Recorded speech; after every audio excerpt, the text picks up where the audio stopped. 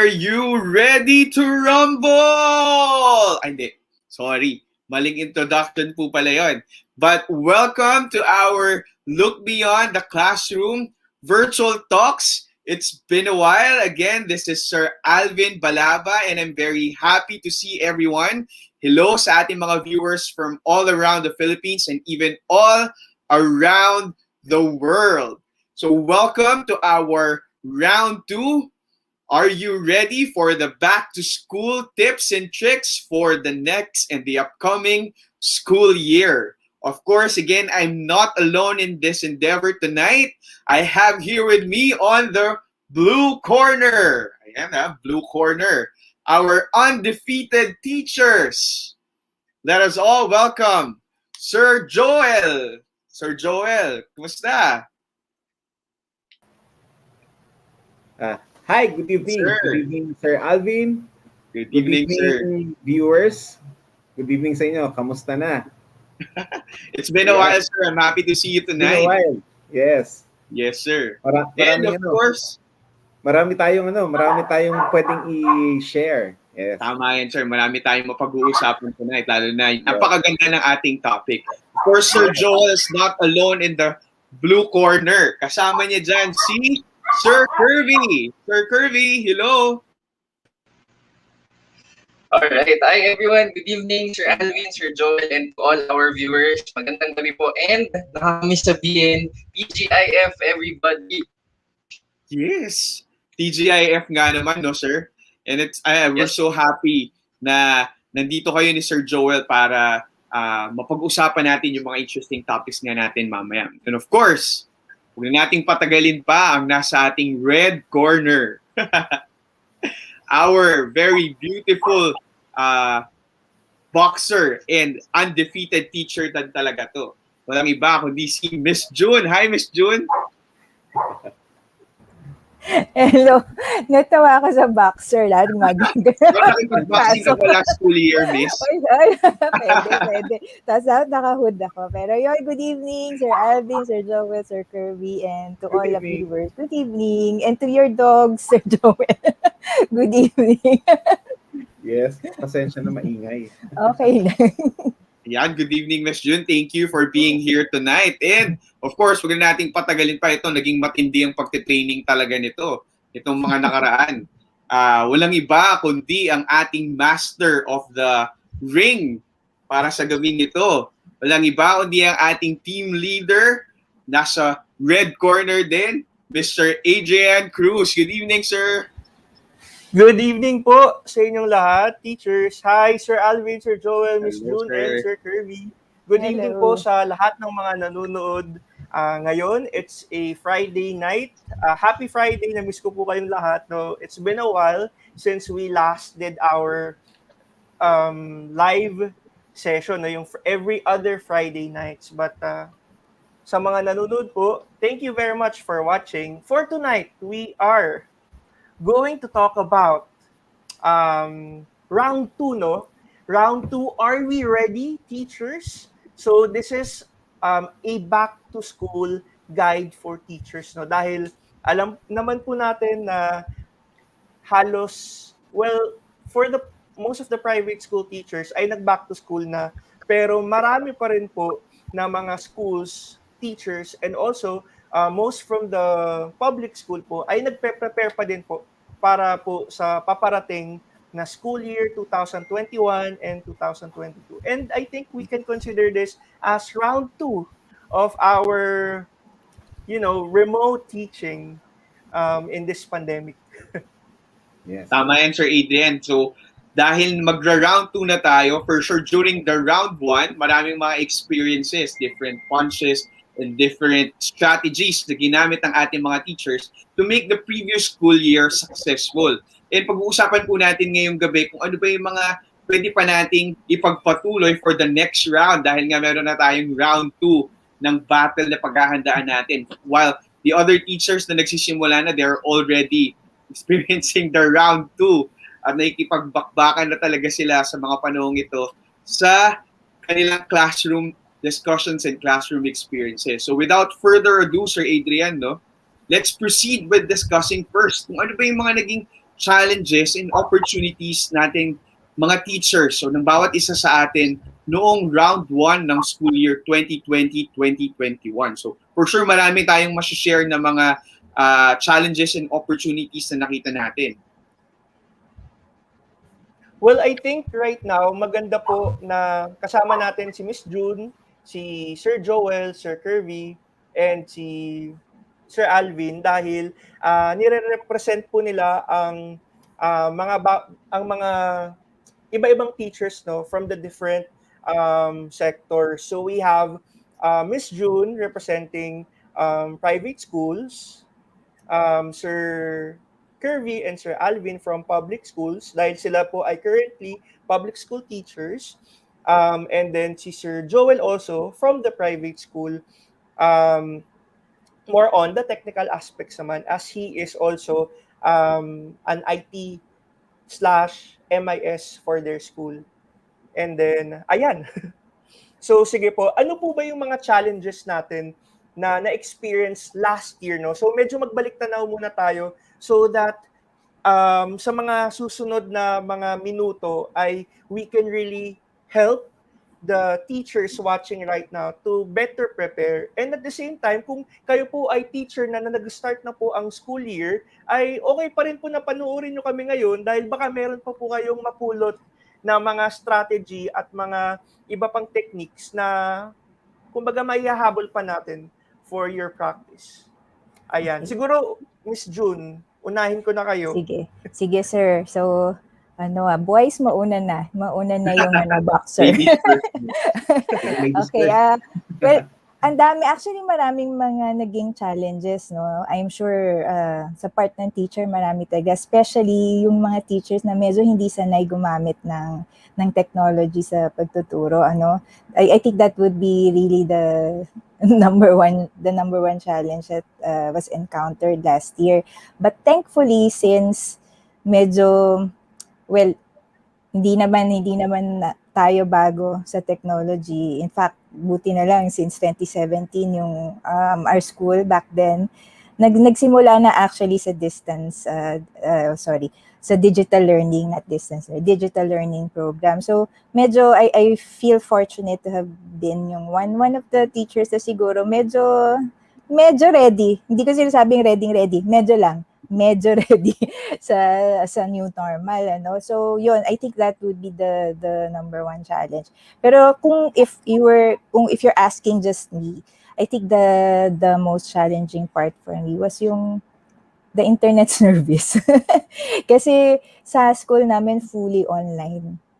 So ako minsan, even though medyo maganda na rin naman yung yung connection, sometimes I still get kicked out of the meet, maraming beses. So nakakahiyang iiwan mo yung mga estudyante and then babalik ka, And it also it disrupts the flow of your discussion and your lesson. So medyo mahirap din na hindi ko sila nakikita because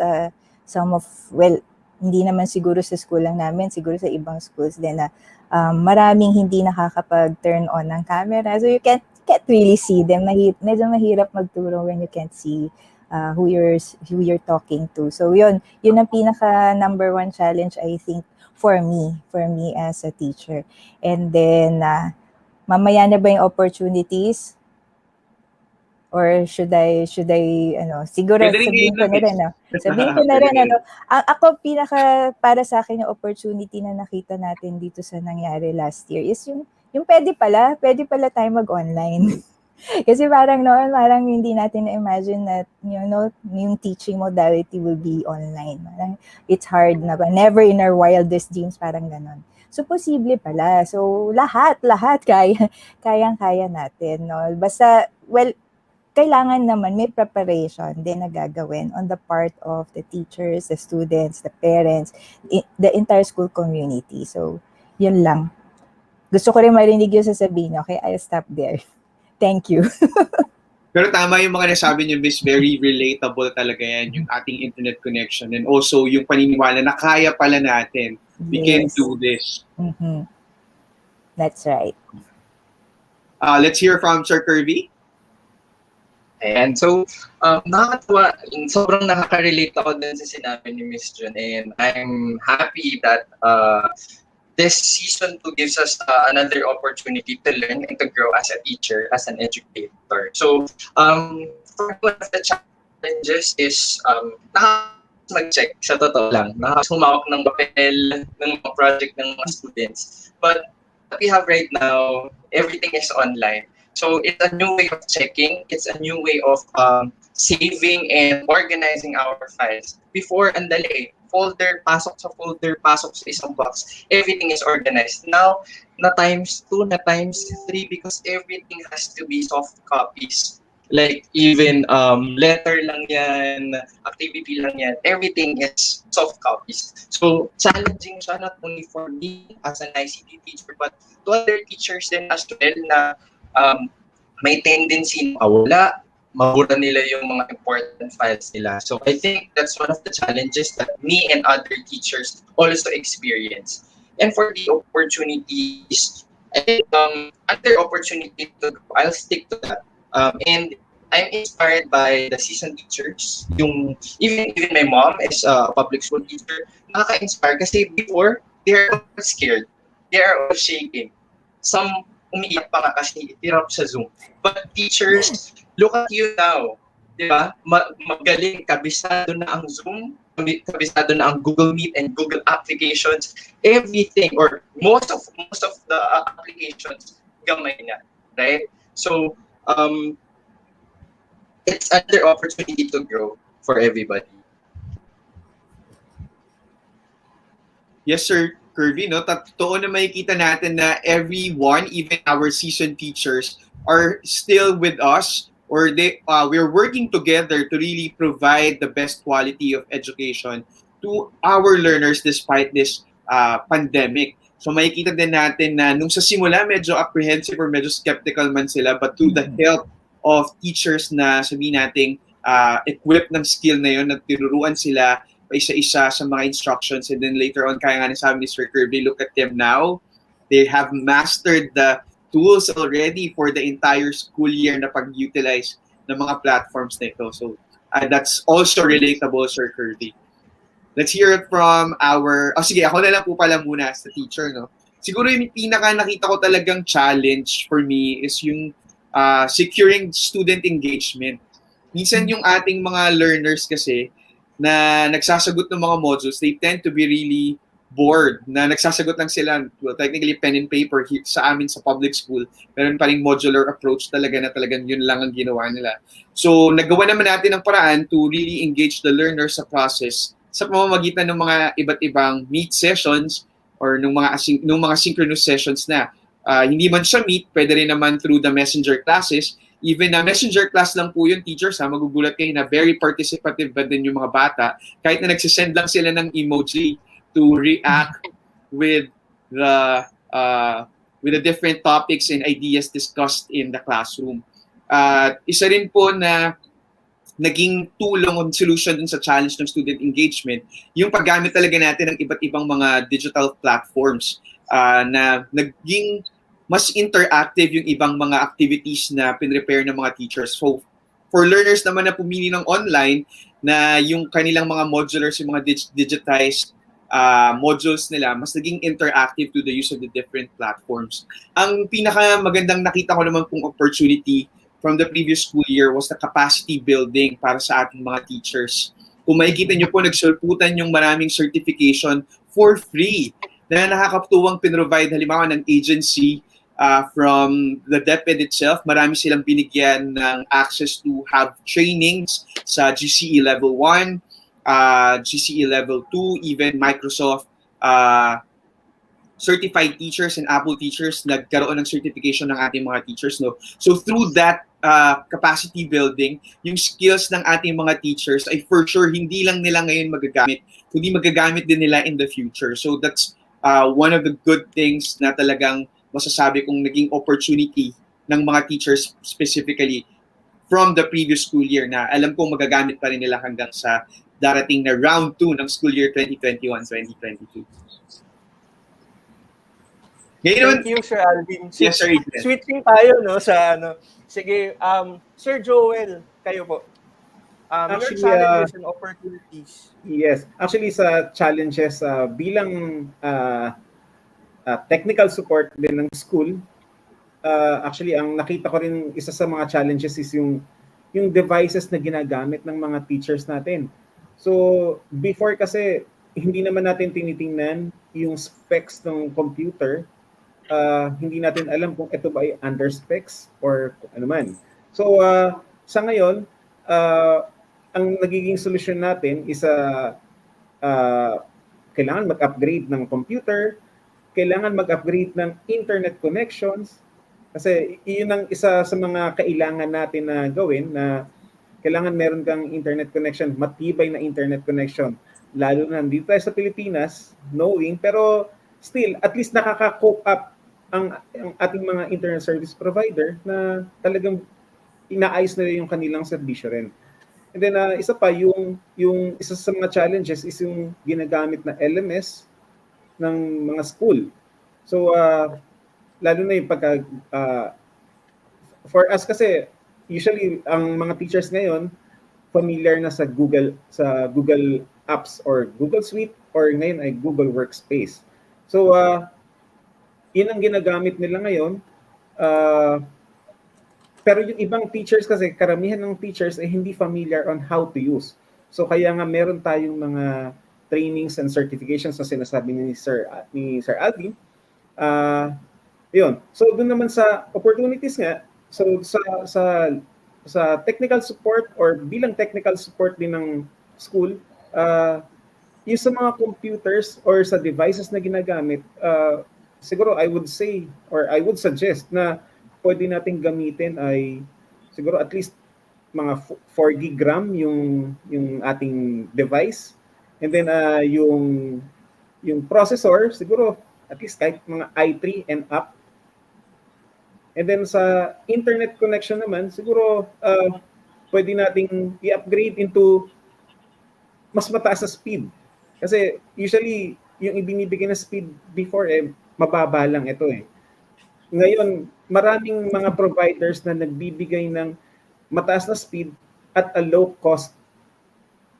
Okay? So, yun ang nakikita ko, at least nakikita ng ibang users din, ng ibang teachers, na talagang nag-push talaga yung mga providers natin and yung mga gumagawa ng computers ng mga devices, talagang inaayos nila yung mas mataas na specs, pero yun nga lang, dahil dun sa devices, medyo pricey ng konti kasi syempre pandemic nga, sabi nila, medyo mataas ang devices ngayon dahil in demand ang online classes. Siguro yun ang nakikita ko na challenges and opportunities. Nag-economics class na si Sir Joel, no? Law of Tama, supply and yun, demand. grabe.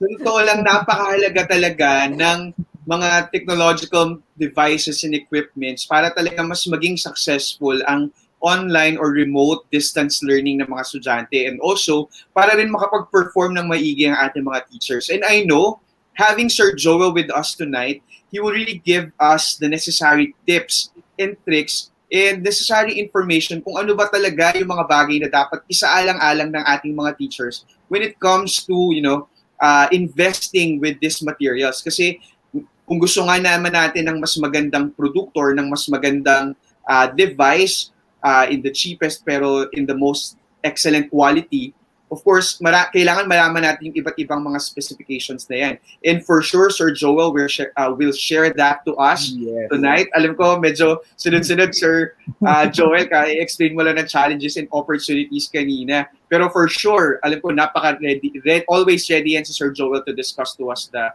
different specification, tips and tricks when it comes to this technical side of things of the online and distance learning. So, Sir Joel, take it away, sir.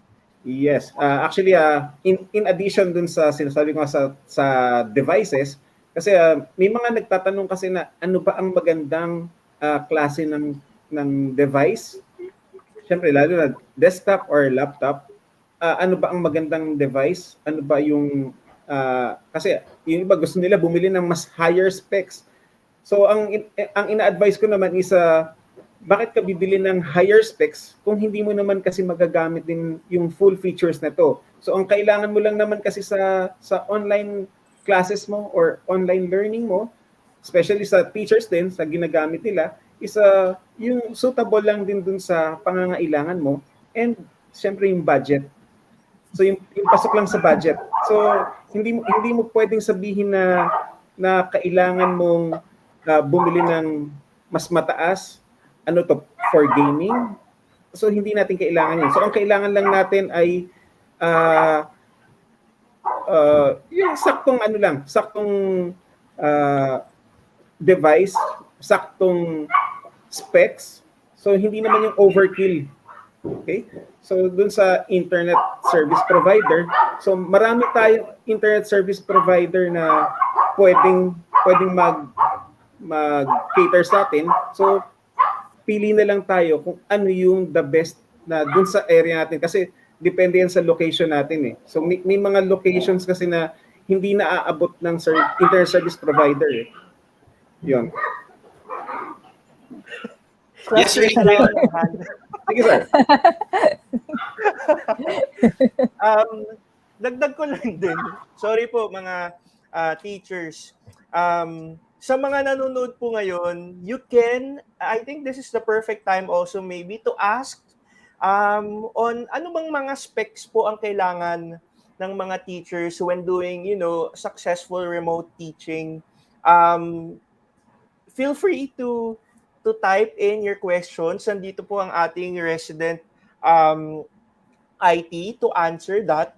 And number one question regarding the devices or technical aspect, ano po ba ang sapat na device para po maitawid?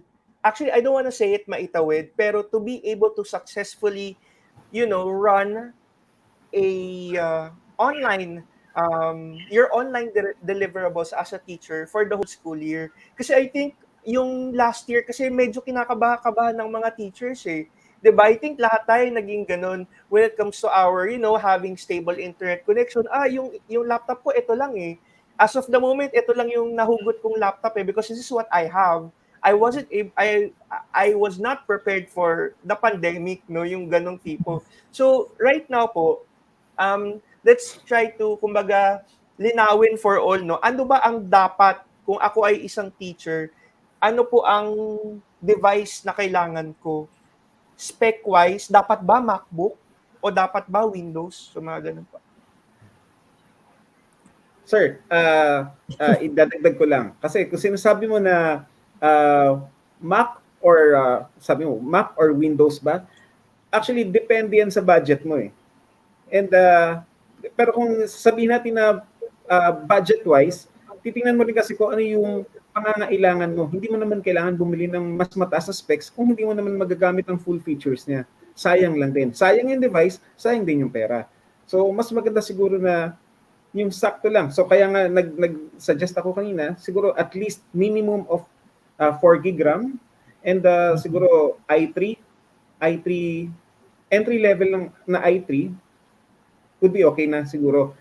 Kasi hindi naman talaga fully graphics ang kailangan natin eh. So ang kailangan natin meron tayong connection sa Wi-Fi, may connection tayo sa magagamit natin yung platform natin like in Google Meet or yung Zoom.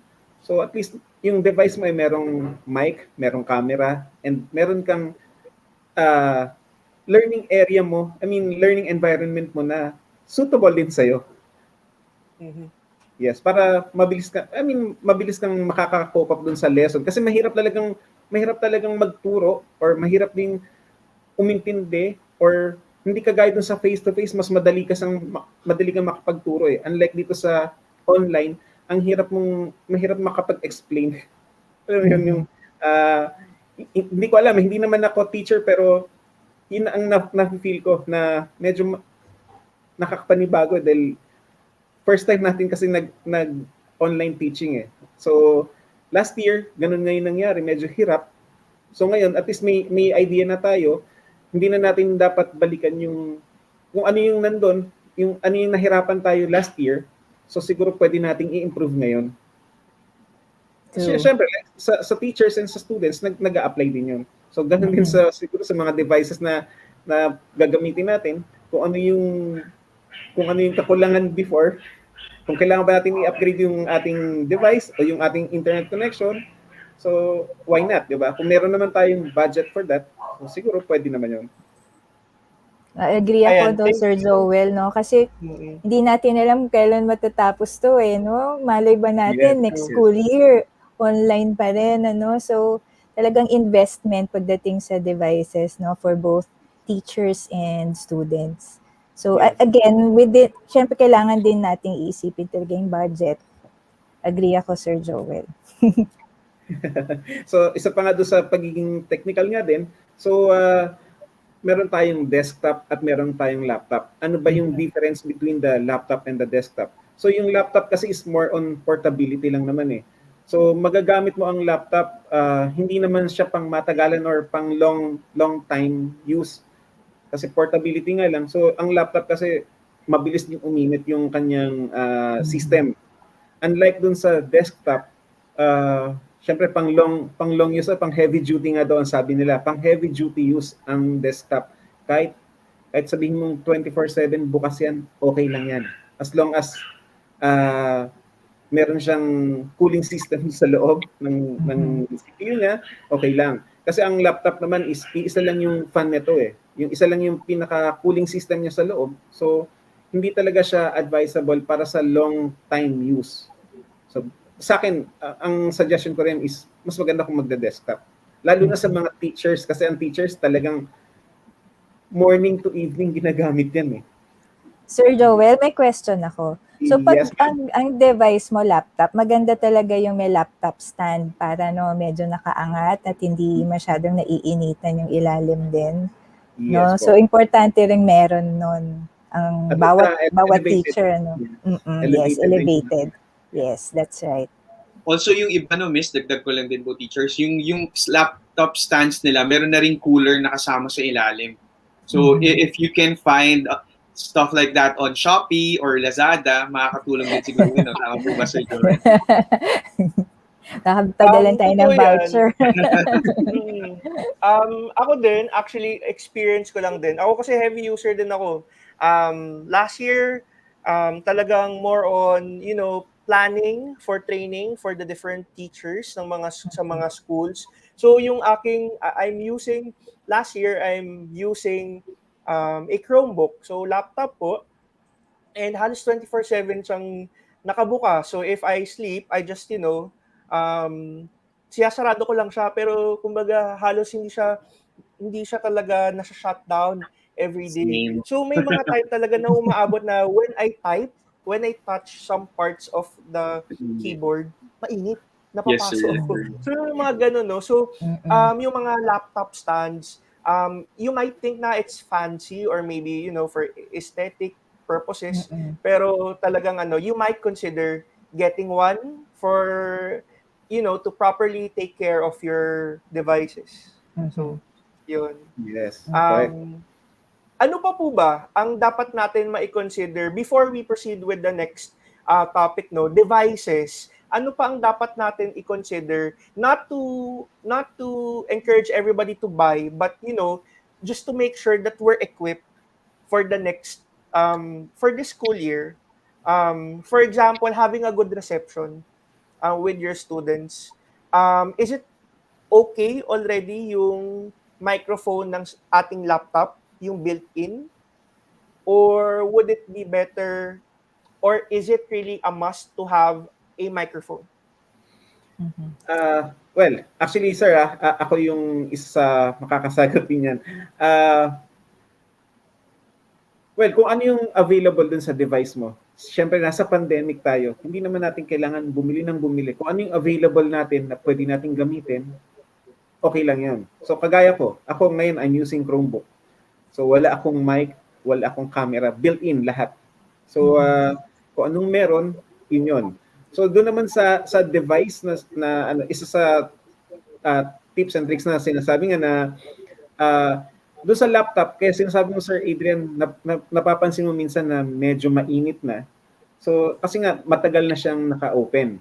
So, ang laptop naman kasi once na binuksan mo siya, continuous ang fan, continuous ang process niya eh. So, siguro kung halimbawa hindi mo naman siya gagamitin ng matagal, halimbawa, hindi mo naman kailangan gamitin ng matutulog ka na. So, mas magandang i-shutdown mo na lang yung computer mo, yung laptop mo, para maka-rest din siya or makapag-cool down din siya. Kasi parang yun din ang way ng device mo para makapag-refresh din siya ng kanyang mga laman sa yung mga fan niya, yung mga processor niya. So siguro ganoon din, parang utak din ng tao yun. Parang kailangan nila din. Sir Joel, hugot tayo. Parang puso na papagod din. Yes. Ako guilty as charged din talaga ako doon, Sir Joel, katulad ni Sir Adrian, na siguro feeling ko itong MacBook na ginagamit ko, very seldom ko siyang shutdown talaga, madalas sleep lang. And yeah, tama po yung suggestion niyo na kailangan, parang puso lang yan na papagod din. Wow. kailangan magpahinga din nila. Yes. Ayun. Ayan. Sir Ayan, Kirby. Sir Kirby. Ayan po.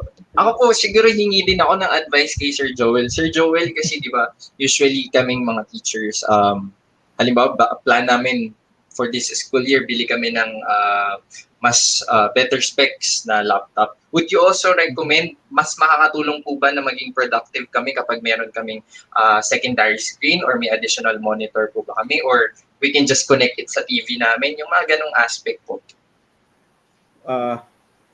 Okay. Kasi actually, sa akin, actually, na-share ko rin ito kay Sir Adrian regarding dun sa dual screen nga sinasabi. Kasi mas maganda rin na naka-dual screen kasi mas nakikita mo yung, well, actually, safe din for teachers and the students nga. Kasi minsan, pagka naka-single screen ka lang, hindi mo alam kung anong tab na yung naka-share sa'yo. Minsan naliligaw ka eh. So, sa akin, mas maganda na advisable kung pwede, kung kaya namang purchase ng their screen or another monitor, mas maganda, mas okay. Kasi magiging productive ka rin kasi makikita mo yung ginagawa mo and yung pag nag-screen share ka na, nakikita mo yung mga students mo at the same time, nakikita mo yung slides mo. Yung presentation mo. Yes. Pwede po ba magdagdag?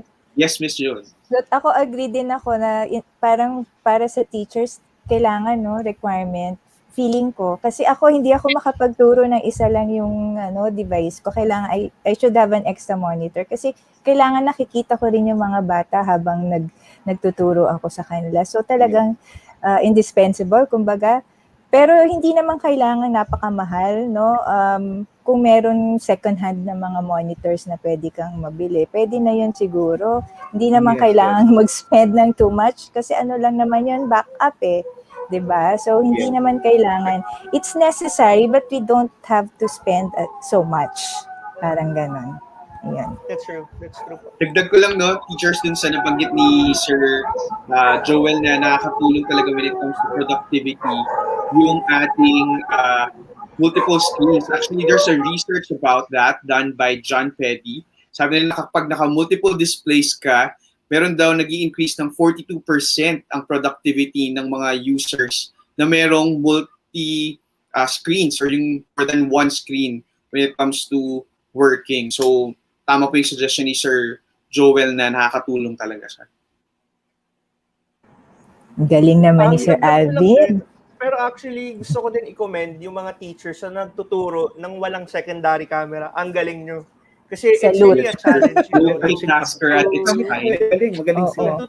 to teach, Mm-mm. no, ng naka-full Mm-mm. screen, tapos hindi nakikita yung mga students, but challenge siya, no? Pero ang galing ninyo. The other one, yung iba naman gumagamit ng dual-less na third-party app, di ba? To split Yes. the screen, yung isa presentation, yung kalahati naman nun would be your Google Meet or yung Zoom. Yung iba manual. So, yun yung mga challenge, no? Ano pa ba? Other than that, baka meron pa po. Sa ating mga nanonood, Siguro, mag-comment sir, lang po i-highlight kayo ko lang ng din po questions. yung... Yes, sir, Adrian, sorry. I-highlight ko lang din, sir, yung naging step and solutions ng ating mga local government units to address this problem or yung mga issues nga sa mga equipments na may mga LGUs talaga na nag-provide ng mga laptops and mobile devices, hindi lang sa teachers, kundi pati sa mga learners. And some LGUs really did consult with IT experts para makita yung mga specifications ng mga binili nila o yung mga na-purchase nilang tools. So, isang malaking saludo sa mga LGU na nag-provide ng magagandang devices sa kanilang mga teachers and learners. Yes, Sir Adrian. Gusto ko din i-commend din yung mga schools na nagpahiram ng mga devices nila for their teachers. Like for example, their monitors sa mga computer laboratories, no, na ipinahiram to help better support their teachers to successfully conduct yung online classes nila. Kasi talagang ano din well, talagang nagpapasalamat kami sa mga higher ups, yung mga nakaposisyon po talaga sa itaas ng mga bawat schools na if they address already, na-foresee na nila yung mga needs ng mga teachers to help them, to assist them sa mga kung kailangan ng spare laptop, no? Spare na microphone, speakers, mga ganun. So yun po yung dapat natin i-consider. And I think for the school year, masigurado natin na yung mga equipment na gagamitin natin for online teaching ay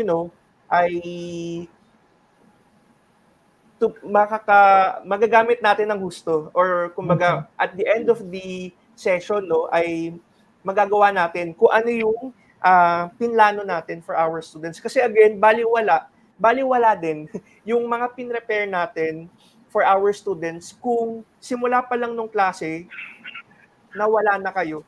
So yun talaga yung challenge, no? Kumbaga, 'di ba? Wala kung face to face pwede natin paraanan 'di ba? Pero ito kapag naputol agad yung connection natin, wala na. So, Wala na. bye-bye, At mas maiksi teachers. ang oras kasi ngayon kapag online. Mas maiksi No, ang mas oras. maiksi ang oras. So tapos kung may technical difficulties ka pa sa umpisa or gitna, nako, wala na. Tapos na yung turo mo.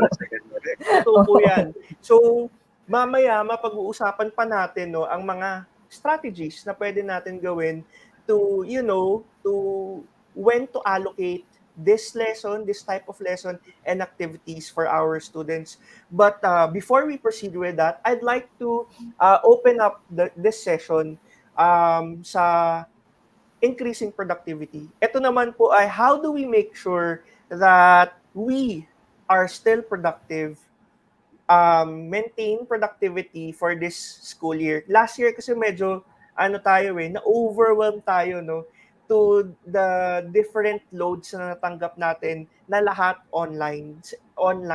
And hindi natin maiwasan, no, na last year we heard some stories that some teachers were, retired early than expected because of this, abrupt, ano bang tamang term? Biglaang pag-shift natin to transition to online teaching. So, kumbaga last couple of years ago, medyo I don't wanna say neglect, pero hindi napaprioritize ng gusto yung capacity building for the teachers when it comes to integrating technology. Kaya po last year, kumbaga nung time na wala nang choice, nabigla lahat. So, dito po na rin papasok kumbaga yung how do we make sure that we maintain everything, no? We are still productive. Sir Kirby, feeling ko marami kayong mababanggit on this one. Ayan, sir. Opo, like what I've mentioned kanina, nakakamiss talaga. Like, before nasanay tayo na may binibitbit or may inuuwi na papers for checking or probably for portfolio. But right now, everything is submitted online. Kaya pati yung mga files, pati yung mga records natin, it's all piling up in our desktops, whether naka-laptop man tayo or naka-desktops tayo. Kaya very important din to increase productivity is to make ourselves organized, not only with the way we teach, but it should start from organizing our materials, organizing our files, kasi doon po muna magsisimula bago naman tayo umattend ng ating mga online classes. What else? Kapag organized po kasi yung mga files natin, we can ensure that hindi natin sila basta-basta mabubura. Kasi sometimes, halimbawa, naming. Let's start by naming convention, naming our files. Usually, sikat dito yung presentation na final, tapos na-revise, magiging mas final, tapos na-revise ulit or na-update natin, super final, di ba? That's one of the tendencies. But other methods that we can improve that is by adding versions, keywords lang, keywords like version 1, V2, di ba? Whatever is comfortable kay teacher, we can do that. Or we can simply like add number 1, number 2, then kung ano yung pinaka-latest na number, siya yung latest version of the file. Yun po. And I would like to share my screen sana, sir, if it's possible. Kasi most likely, more teachers have the same experience. So basically, if I can share my screen, sir. Here we go. Yan. So, and po, ito yung ultimate goal natin. Ito yung matinding sana all natin, di ba? Whenever we open our laptops, our desktops, sana ganito kalinis, right? But the reality or the magic begins here, like this, di ba? Sa ating mga viewers, if you can comment same, di ba? Or ako rin, if you have the same experience, di ba? Usually, ito yung dinulot ng first year natin sa distance learning. Lahat itinambak natin sa ating desktops. So, one of the things that I can share in my experience to make this organized is to create folders in your desktops. If you are a fan of saving everything sa desktop, oo nga naman, mas madali nga naman kasi hanapin kapag nasa desktop. Pagbukas ng computer, pagbukas ng laptop, everything is in there. But we have to make it organized. So in my case, I start with assessing my task by assessing my responsibilities. So in the right part of my screen, there are 4 folders. So Sir Curvy files, dyan lahat ng aking mga documents, everything, yung mga materials ko.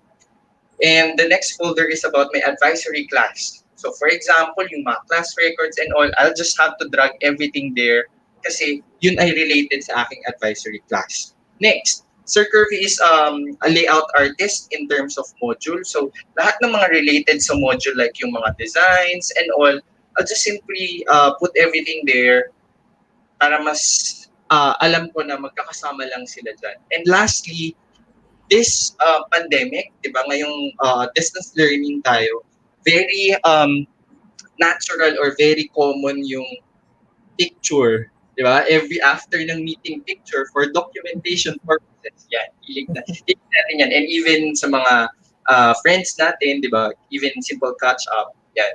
So, mga department meeting, we are a fan of screenshots. So, as simple as creating folder for your screenshots in your desktop to make your files organized can help, di ba? So, right now, I'm simply dragging most of the files na aking na relevant dun sa mga folders na yun. So after this, I can I can begin my online classes by having this mas organized na desktop compared to what we have earlier. So that's one thing, or that's one helpful tip that we can apply if we're really fan of saving everything in our desktop. At least create a dedicated folders for it para kayo din mismo before you start your online class, clear yung isip, clear yung mind natin, clear yung vision natin to before we begin our lesson. Yun po. Well, Ako napasilip actually, ako bigla sa desktop ko, teachers. Hindi ako kung ano na bang itsura na mukhang malalangan. Lahat kayo guilty. Lahat tayo guilty. Actually, magdadagdag lang din ako ng sorry sir magdadagdag lang ako ng konting points lang dun sa presentation ni Sir Kirby. Actually, yung pag-organize natin ng desktop natin is dalawang things ang magbe-benefit dyan eh. Unang-una, pag nilinis mo yung desktop mo, yung process ng computer mo is mas bibilis. Kasi the more icons, the more ang laman ng desktop mo, makakapagpabagal sa process ng computer mo. Okay? So second, bakit mas magandang ino-organize yung mga files? Kasi once na kailangan mong mag-backup ng mga files mo, madali mo lang siya i-backup kasi naka-organize na siya. Madali mo lang siyang i-drag or ika-copy-paste mo lang sa external drive mo.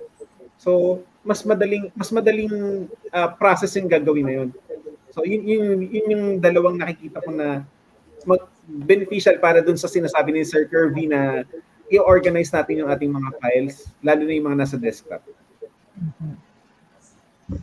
Ayan, thank you Sir Joel. Actually, kung titingnan po ninyo, these are basic, no? Pero nalilimutan natin along the way, no? Dahil nagtatrabaho tayo, we have to meet deadlines, so we have to finish this and that, no? So, kung ano yung feeling natin na papabor sa atin, yun yung ginagawa natin. Pero hindi natin naiisip na, yung mga ganong habits pala natin, nako-compromise pala yung ibang mga natin, yung device natin, and even our becoming more productive and efficient. Dagdag ko lang din sa organization of files. I think, I'm not sure kung mako-cover mo to Sir Curve, no? Pero most of us, no, ay may Google Drive or cloud storage na. Dahil ngayon, I think most of the teachers now are using Google Drive as their primary storage, or maybe kung ibang online cloud storage. Pero to better organize files, no, we have to make sure that we put them in folders. Normally kasi when we create files, we just create Google Docs, no, or slides or sheets, and then all of them are all in the Google Drive, as in yung main page ni Drive. So I think for this school year, it's better to practice also to manage, no, yung mga paparating natin na mga files na gagawin. And then maybe yung mga last school year, we can maybe put it in another folder. For example, ako kasi hindi ako masyadong organized when it comes to my files. For example, in Google Drive, that's also my problem couple of years ago. But every time that there's another school year, so tinitingnan ko na lahat ng mga files ko nung last school year, gumagawa ko ng folder na school year 2019, 2020, and then I put all of that in that folder so that it would help me to feel also na brand new school year, no, medyo na-declutter ko yung files ko. Pero sa totoo, nilagay nyo lang siya in another folder, no, just to clear also your mind. So that's also a good practice, especially now napaparating na ang school year. Last one, ang daldal ko, but the other one that I can also share with you would be is yung prioritization ng mga folders niyo. Kasi you can only sort it by alphabetically, A to Z, Z to A sa Google Drive. So if you want to see, like for example, gusto ko itong folder ito yung nasa pinakaibabaw You can strategically do it by numbering your folders. So for example, number 1, tapos itong pangalan ng folder, yun yung aangat, no, sa listahan nyo sa Google Drive. So in that case, you number all the things or all the folders that you need to see on top so that you could, better focus. So yun lang po for Sir, organization of sir, files. so, mga sir, may dadagdag lang ako kasi halos Sige po. similar kami ni Sir Adrian ng pag-organize ng Google Drive din. Pero hindi ako sa huli naglalagay ng folder. Simula pa lang ng school year, meron na akong folder for the present school year. And then from there, naglalagay ako ng folder sa loob. And I'm proud to say this has been a practice for many years already. So if you look at my Google Drive, talagang nakaayos siya by school year. Inside the school year, kung may advisory class ako, may nakalagay doon advisory class. Tapos meron teaching loads. Parang laging ganon. If you open a folder of a school year, yun yung mga laging laman. Tapos meron templates. May nadadagdag pang mga folders dyan, no, kung as needed. Pero yun yung mga usual folders na nasa loob. Per school year yan. And then, let's say, inside the teaching loads folder ko, meron din, andun yung mga different subjects na tinuturo ko. And then, inside the different subjects, meron akong checklist, lessons, modules. Tapos sa loob nun, may mga by quarter naman. Kasi in this way, kung meron akong hinahanap, madali ko lang hanapin, no? So it really contributes to the productivity and efficiency, no? Hindi na ako hanap ng hanap. And yun, magandang practice. Hindi ko sinasabing super organized ako, pero that's the way that I've been doing it for many years.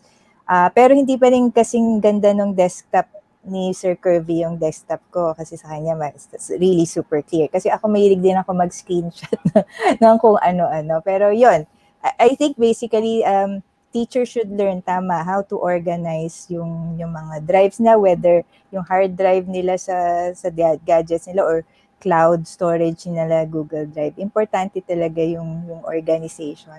At saka kinukulayan ko folder ko, sorry. Maarte Nice, ba? nice. Like for this, Color-coded. color-coded. Itong school year, lahat ng folders ko yellow. Last year, lahat green. Para alam ko na, pag nag-open ako, alam ko na ito yung for this school year. O bakit iba kulay? Something like that lang. Medyo na-OOC kasi ko. Pero yan, ay nakakatulong sa akin to. So sana makatulong din sa mga teachers na nakikinig ngayon. Ayun. I agree, Miss June, na talagang nakakatulong talaga yung mga nabanggit ninyo earlier ni Sir Kirby, ni Sir Joe, ni Sir Adrian, and also you. Ako pa lang to, teachers, inspired na ako agad sa mga nabanggit ninyong tips and tricks kasi ako talaga, I admit, na talagang umaasa ako sa Spotlight to search for my files. Umaasa ako sa search box sa Google Drive to find my files. So knowing that there are strategies like doing proper folders for entire school year, subject areas, talagang nakakatuwa, nakaka-inspire, and I hope that I can do that really this upcoming school year. So, thank you very much, teachers, sa mga iba't ibang tips and tricks ninyo to increase our productivity. At this juncture, we will proceed with having different sharing access naman. Sharing access. Sir Kirby. Yes, sir. I answered. Ayun po, thank you. Actually, I just asked for some additional tips din kasi probably it's just me working on this. Baka po may better suggestions po kayo. But thank you for sharing, Miss June, Sir Joel, Sir Alvin, and Sir Adrian. So since nabanggit na po kanina ni Sir Adrian yung Google Drive or our online or cloud storage, it's also important to learn or to review ourselves kasi up until now, there are still challenges in terms of sharing of our files. For example, marunong na tayo mag-organize yet there are teachers na kailangan din mag-access ng files na yon or keep on asking, Sir, pa-request access po, ma'am, pa-request access po, di ba? Madalas din yan.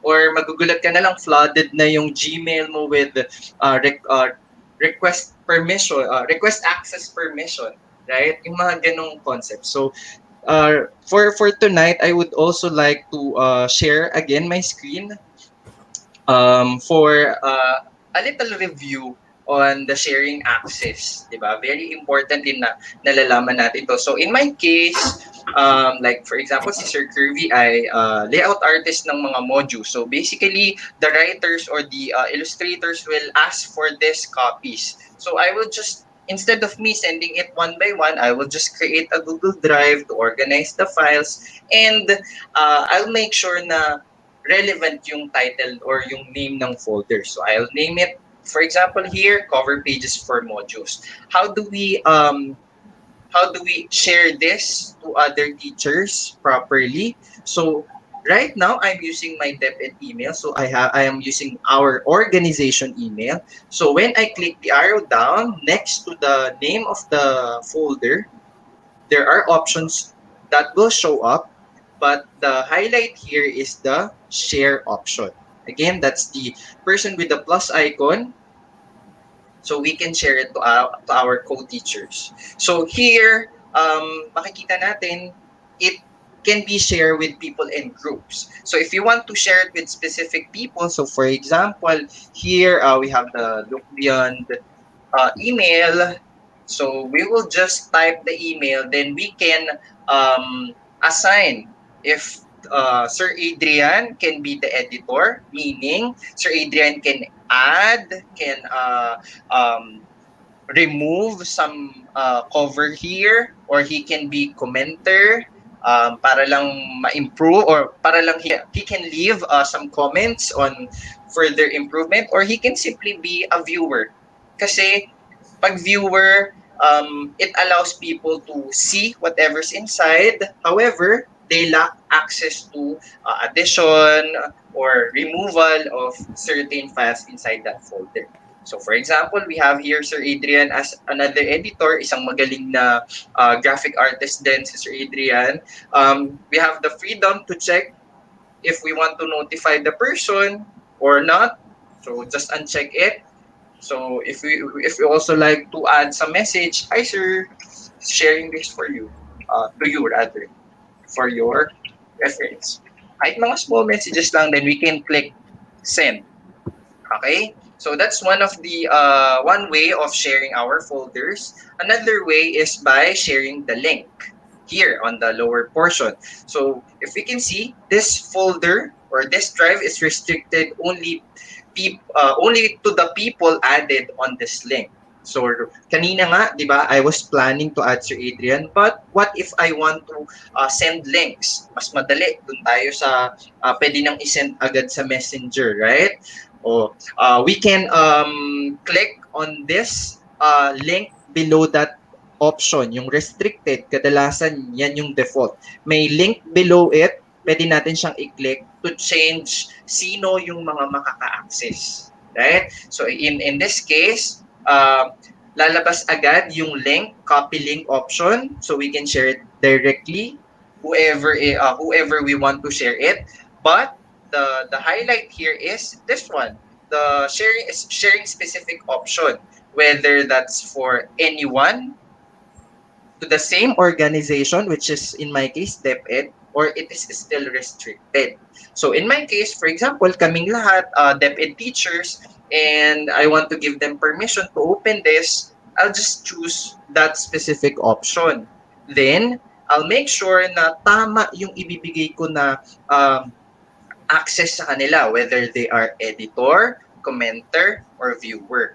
Sir Kirby, bakit po kadalasan laging request access? Laging yun yung unang lumalabas kapag binibigyan ako ng link. Because we are setting the drive, or we wasn't able to set the drive, or we weren't able to change it, yung restricted. Naka-restricted pa rin kasi siya. So if you want to share it, if we want other people to access it, choose the right people or organization, then choose natin kung ano yung yung capabilities nila, yung access nila. Then we'll just click done. And that's it. That's how we share this specific drive to our co-teachers for that easy access on getting certain files na kailangan nila. Lalo na ngayon, 'di ba? Hindi din naman natin maisa-submit yung printed copies, yung mga specific files mismo. So we get to share everything through online platforms or online storage such as Google Drive. And yun po. Before I end this, also sir, can we proceed na ba? Shall we proceed, Sir Adrian, to the learning the school's online platform. So just another tip, since each school we have different kinds of platforms, right? Iba-iba, whether it's in public, in private, yan, meron preferred yung buong division or yung specific schools ng mga online platforms. So therefore, it's a good way to start our new school year, or kung nag-start man na yung school year ng iba, it is still a wonderful experience to make sure na alam natin yung mga rules, alam natin yung mga ways, mga procedures on sharing our files or following the rules na naka-align din sa mga restrictions ng school natin. Like for example, yung showing ng mga records ng mga bata, very very wrong siya kasi it is against data privacy. So those things has to be considered whenever we use whatever school's platform that we have. So that's one tip that I can share. Teachers, kayo po, ano po bang pwede nyong maidagdag sa school's online platform? Well, tama yung sabi niyo, Sir Kirby, no, na meron talaga tayong iba't ibang school online platforms na ginagamit through the use of the different learning management system. So whatever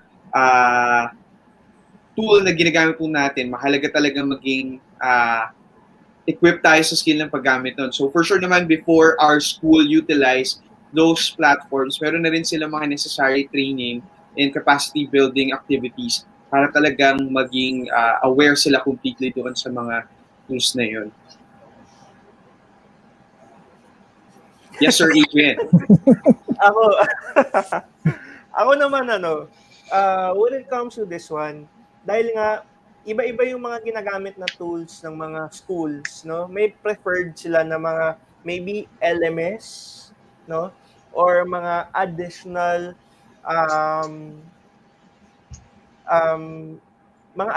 resources na required ang mga teachers gamitin for the students. So, when it comes to that one, especially when it comes to introducing new platforms, automatically may resistance ang mga teachers when it comes to learning new tools. Ay, bago na naman, kakaturo lang sa amin, kaka-memorize ko lang nung platform namin last year, tapos may bago ulit. May mga ganun, no? We actually can't, hindi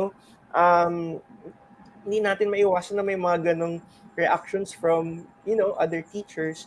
Pero I think for the school year, if there's like new platforms, I think it's a must, no, na at least we get the basic concepts of how to use it.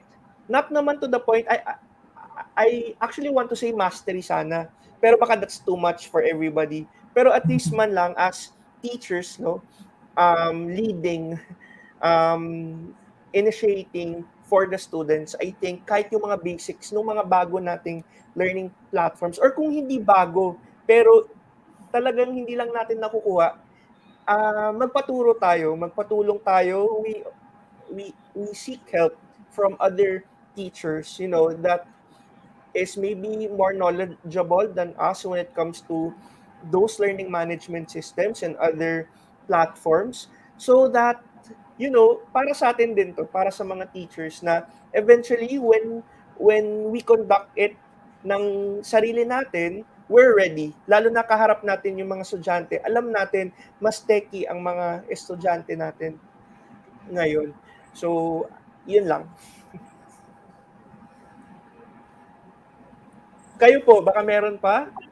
Meron pa for online platforms. For the others na nanonood pa po ngayon, thank you very much. You may comment in the chat section, or you can also ask questions pa din. Type nyo lang po and then we'll answer them all. Okay. Actually, no? Nasabi na sir yung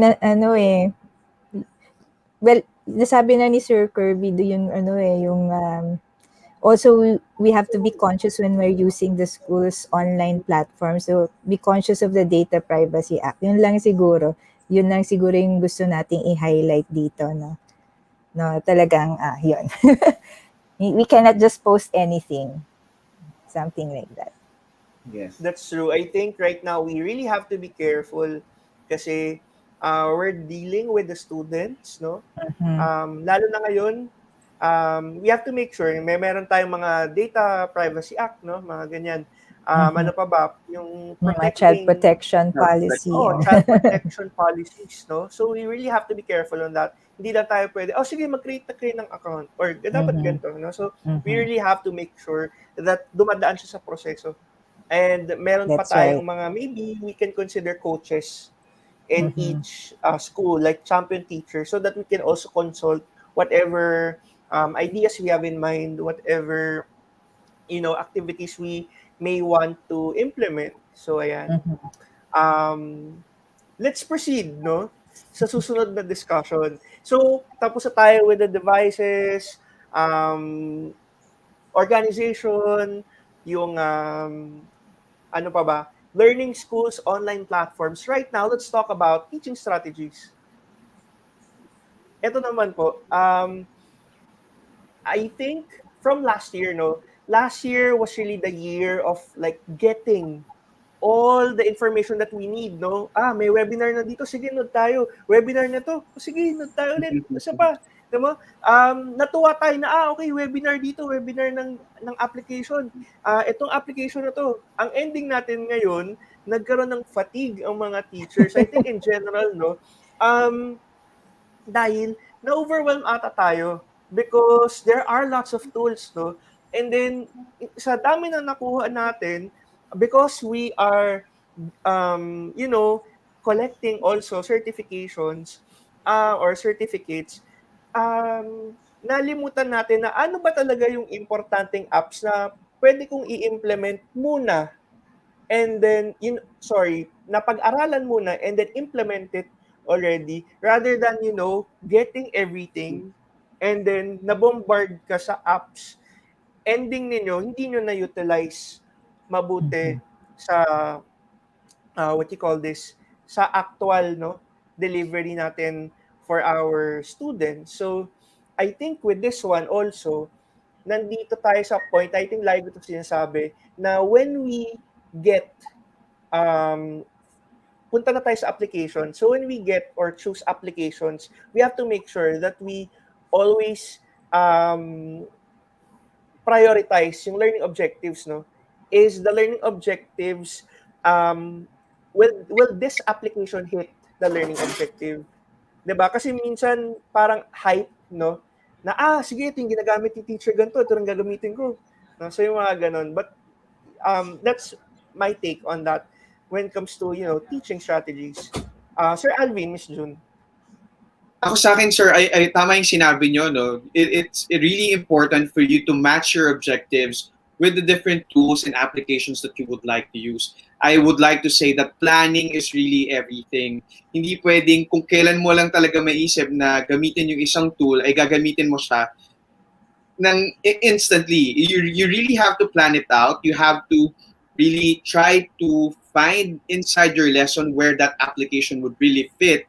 And then, of course, kailangan na rin mo nagkaroon ka ng necessary skills and mastery sa tool na yun. Kasi, let's say, what if magkaroon ng problem along the way? Hindi gumana yung ganitong code, hindi gumana yung ganitong link. So, kailangan aware din si teacher kung paano siya magkakaroon ng, mag-navigate through the ins and outs of that tool. So, mahalaga din po yun. And I would just like to ask, it's really important to think outside of the box. Minsan kasi kahit nasabihin natin we're using online platforms or we're using different strategies, minsan boring pa din talaga sila. Kahit na sabihin mo gumamit ka nga ng digital platform pero ang ginawa lang nila ay nag-multiple choice pa din sila. So it does not give you the engagement that is required, or hindi mo nakukuha yung engagement na gusto mo sa mga estudyante mo. So rather than just making a digitized format of a multiple choice question, why not make it interactive? Gawin mong parang game. You use different gamified platforms like Kahoot na biglang nakakuha sila ng score, quizzes, and stuff like that, na mas magiging engaging and at the same time interactive, na parang hindi lang sila bastang nagkaroon ng digitized format ng kanilang modules na pen and paper pa rin yung dating. So with that, those are the things that I guess we should consider when it comes to our teaching strategies. And of course, minsan dapat maging sensitive din siguro tayo, lalo na po sa amin, no, sa public school, na our learners don't really have the same resources. So kahit na modular learner yung bata na yan, gaya nga po na nabanggit ko sa inyo kanina, at ang tanging communication lamang na meron kayo ay through the messenger classrooms, at least try to make your messenger classrooms interactive pa rin through the use of kahit yung messenger classroom na rin, marami pa rin tools na available doon. Meron kang polls, meron kang, you can use the emojis, you can use the different, may mga survey questions and polls, and pwede silang mag-send ng files, images, yung mga GIFs, pwede nyo pong gamitin yun to make your interactions or your communication more engaging. Na hindi lang sila, kahit na wala silang online access na nakagamit sila ng iba't ibang tools, that tool alone can, make it engaging yung inyong magiging discussion. So yun, sir. I can say that in summary, sabi ko na planning is really important and you have to think outside of the box every time para maging effective yung mga teaching strategies na gagamitin natin. Ang sasabihin ko same joke.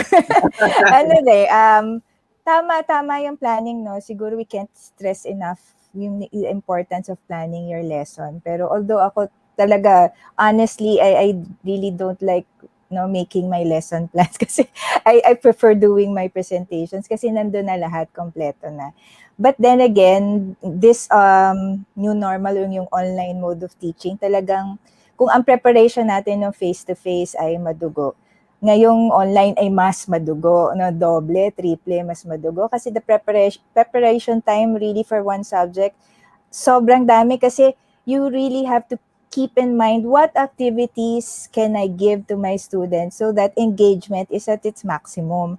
Kasi we are never sure when it's online. Hindi natin sila nakikita, hindi tulad ng face-to-face na nakikita mo silang lahat, maski nasa likod natutulog, pwede mong gisingin and all. Pero ito hindi natin alam kasi lalo na pag naka-off yung camera nila, we don't even know if they're really there sa camera. So dapat talaga yung strategy natin is you always put a lot of formative questions or assessments at ilagay mo sa all parts of your lesson and just make sure that they are there, no? So one of my favorite things to do kapag nagtuturo ako, napakasimple lang. I just ask a question and then I just tell them to type your answers in the chat box. Or nung meron pa tayong mga nod reactions nung pwede pa sa Google Meet, I tell them, can you give me a thumbs up? Can you give me a celebratory emoji, something like that. Yung lagi lang tatanungin na, are you there? Parang checking if they are still there with you. I think that's also very important. No, that's part of isa sa mga teaching.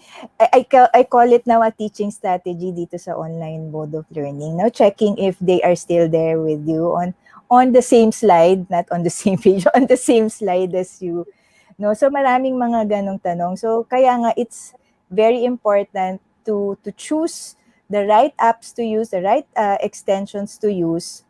Kasi sobrang dami ng apps available and extensions to the point na it becomes so overwhelming for all of the teachers. So the trick there is to just pick siguro several that works for you, that's easy for you to use. You don't have to use everything, di ba, Sir Adrian? Yun yung lagi mong sinasabi. You don't have to use everything. Just pick like a handful of apps that you find will be most useful for you and your students.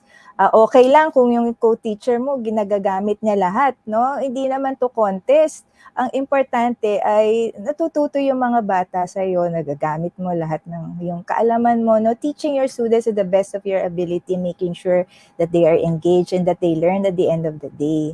So yun lang naman when it comes to the teaching strategies. I'm sure maraming teachers, mas marami pang naiisip na teaching strategies and all. So basta iisipin lang natin ngayong online is maximize student engagement and make sure that they are really learning, no? Yun lang po. Ako naman, dagdag ko din with that regarding the applications that we try to learn, and then implement with our students. Pansinin po ninyo yung trend. Like for example, last year, no, for us teachers, no, ano ba yung, kumbaga, yung naging immediate need ng mga teachers last year na mga tools? This year, iba ulit yung mga needs ng mga teachers because nagle-level up din ng mga teachers na kung nakuha na nila or alam na nila yung mga tools na to from last year, definitely some of the tools they may still be using it for this school year, lalo na yung mga major platforms natin such as yung mga Google Workspace or Microsoft Teams, no? Pero other than that, there is a continuous need to provide new tools or new applications for teachers. But we also have to remember that if we keep on using one app, for example, one tool for the students all throughout the school year, it would be difficult to engage our students in the long run. So kung yung mga apps na napag-uusapan or ino-offer, it's not actually to overwhelm us. We might feel that, pero those tools yung ino-offer sa atin na etong app, subukan niyo, ito subukan niyo rin to. Those tools are, not required for you to use all at the same time, but you have to make sure when to put it out, when to use them, no? Kasi you don't want to be too predictable to your students, no? Na gagamitin na naman ni sir etong app na to. So alam na namin. Mga ganun, no? So Mag-jamboard na naman. Kahit na naman so, ulit. Diba? It's actually hindi naman yung luma na yung app na yan eh. It's not really that. But it's a manner of how you present it with your students. A Kahoot game would be, sasabihin natin, luma na to, matagal na. But the way the teacher presents it, the way it's being, inject in a session, talagang si teacher pa din, yung magic ni teacher pa rin yung magpapa-excite for the student. So these applications na nakukuha natin, ang dami ng application, those tools, that's bangko natin, bangko ng mga teachers, so that when we put them out, okay, this week, etong app, for this month, eto. Para may rego doon, di ba? We make sure that we still engage our students sa lubos ng ating makakaya, no, as a teacher. Another one, I'd like to raise this question from Ma'am Yoli. Any apps, hello po, any apps you recommend where we can access for virtual science lab activities aside from Khan Academy? Good question, Miss Violi. Ano nga ba, bigla akong nakalimutan yung ginagamit ko, pero it's a simulation app. Well, actually, since physics ang favorite ko, I use Physics Classroom, Miss Violi. You can access that at www.physicsclassroom.com. And integrated into that website is actually also some not actually lab activities, pero yung simulation activities that will help students understand science concept, specifically a physics concept fully. Ayan, naalala ko na. The other is SimBucket.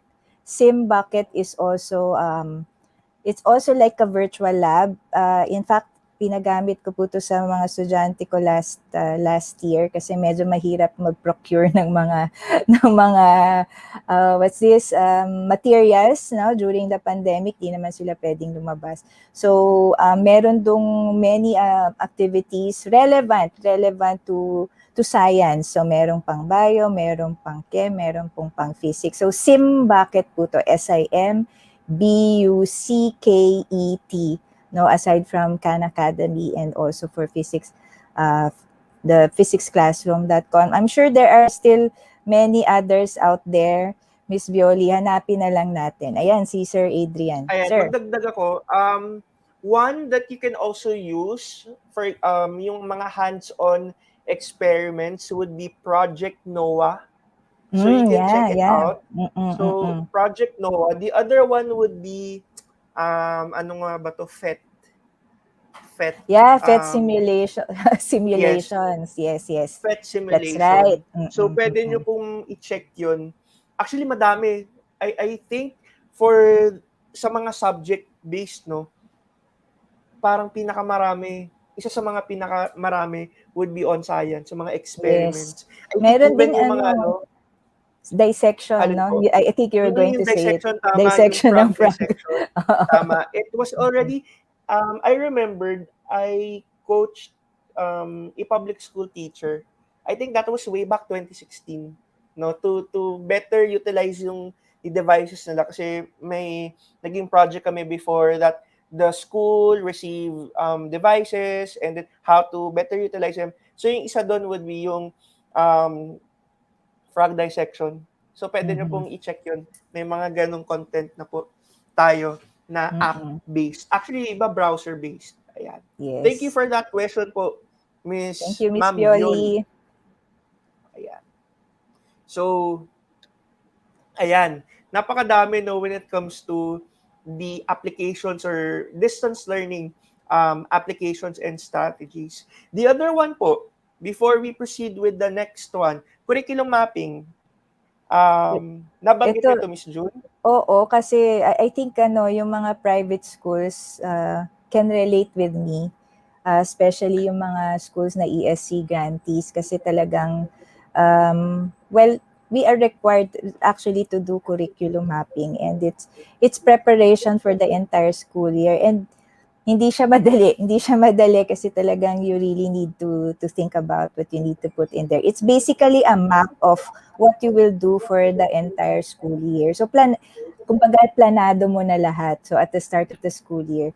So it's like a blueprint for any subject, no, for a particular grade level, and it's not based on whatever textbook you are using. So in other words, if you create a really good curriculum map design, so any teacher after you, let's say you won't be teaching that same subject and that same grade level the next year, the teacher who will be teaching what you taught previously will be guided by your curriculum map na. So hindi na siya, kumbaga hindi na mahihirapan yung teacher, no, to transition to whatever it is that she is going to teach for the year, kasi may guide na siya. So it's like a guide for teaching. Everything is already there, including the apps that will be used.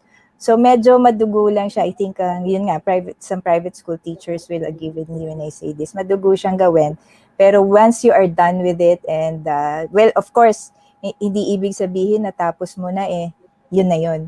There always has to be evaluation at the end of the school year kung tama ba yung ginawa mong curriculum map, and then you also update and revise as needed. Pero yun, it's really siguro one of the tasks then that teachers, no, need to prepare prior to the start of the school year. So yeah, kailangan ng lahat ng brain cells at energy ng mga teachers when it comes to doing this. It's an additional document but to do, pero in the end, when you're done again, okay na. Parang makakahinga ka na kasi, I've created this parang blueprint for me to help me, to guide me to teach this particular subject at any point in time during the school year. Yeah. Sa public ba may ganito, mga sir? Sa amin, Miss, we don't have the implementation of curriculum mapping kasi parang ang nangyayari sa amin, Miss, kung ano na yung tinuruan mo for the school year, there's a tendency na yun na rin talaga yung ituturo mo for the succeeding school years. But I myself, I can relate to this nung nagtuturo talaga ako sa private school, Miss, na for the 2 years na nagturo ako, magkakaiba yung subjects na yung iba kong tinuro. aside from social studies that I'm teaching, may iba rin akong na-handle. So, napakalaking tulong ng pagkakaroon ng curriculum mapping for the teachers na hindi naman siya ma-overwhelm. Pero tama rin yung sinabi ninyo, Miss, na kailangan pa rin ng evaluation kung yung ginawa bang activities or yung mga ginawang mga interventions ay magiging effective pa rin for the succeeding school years. Maganda rin po yun, Miss. Yes, nakasulat na rin kasi dito mga sir yung yung app, no? Possible apps that you will be using, and then if you already know what internet resources that you will be using, pwede mo na rin ilagay dito. So it's actually making the job of teaching easier kasi ando na lahat. Tapos dadagdagan mo na lang or you just regularly update it. So yun. Pero again, madugo siyang gawin pero it needs to be done. Thank you very much, Ms. June, for sharing this information about curriculum mapping. And also, thank you very much, teachers, sa mga naibigay ninyong strategies when it comes to the online, distance, and remote learning setup. And for sure, na marami nang natututunan ng ating mga viewers. So we're down to our 1 hour and 25 minutes, pero papalalim pa lang yung ating discussion. We would like to proceed with another innovation na ginagawa ng maraming mga teachers natin ngayon, no, Miss June and Yes. Sirs.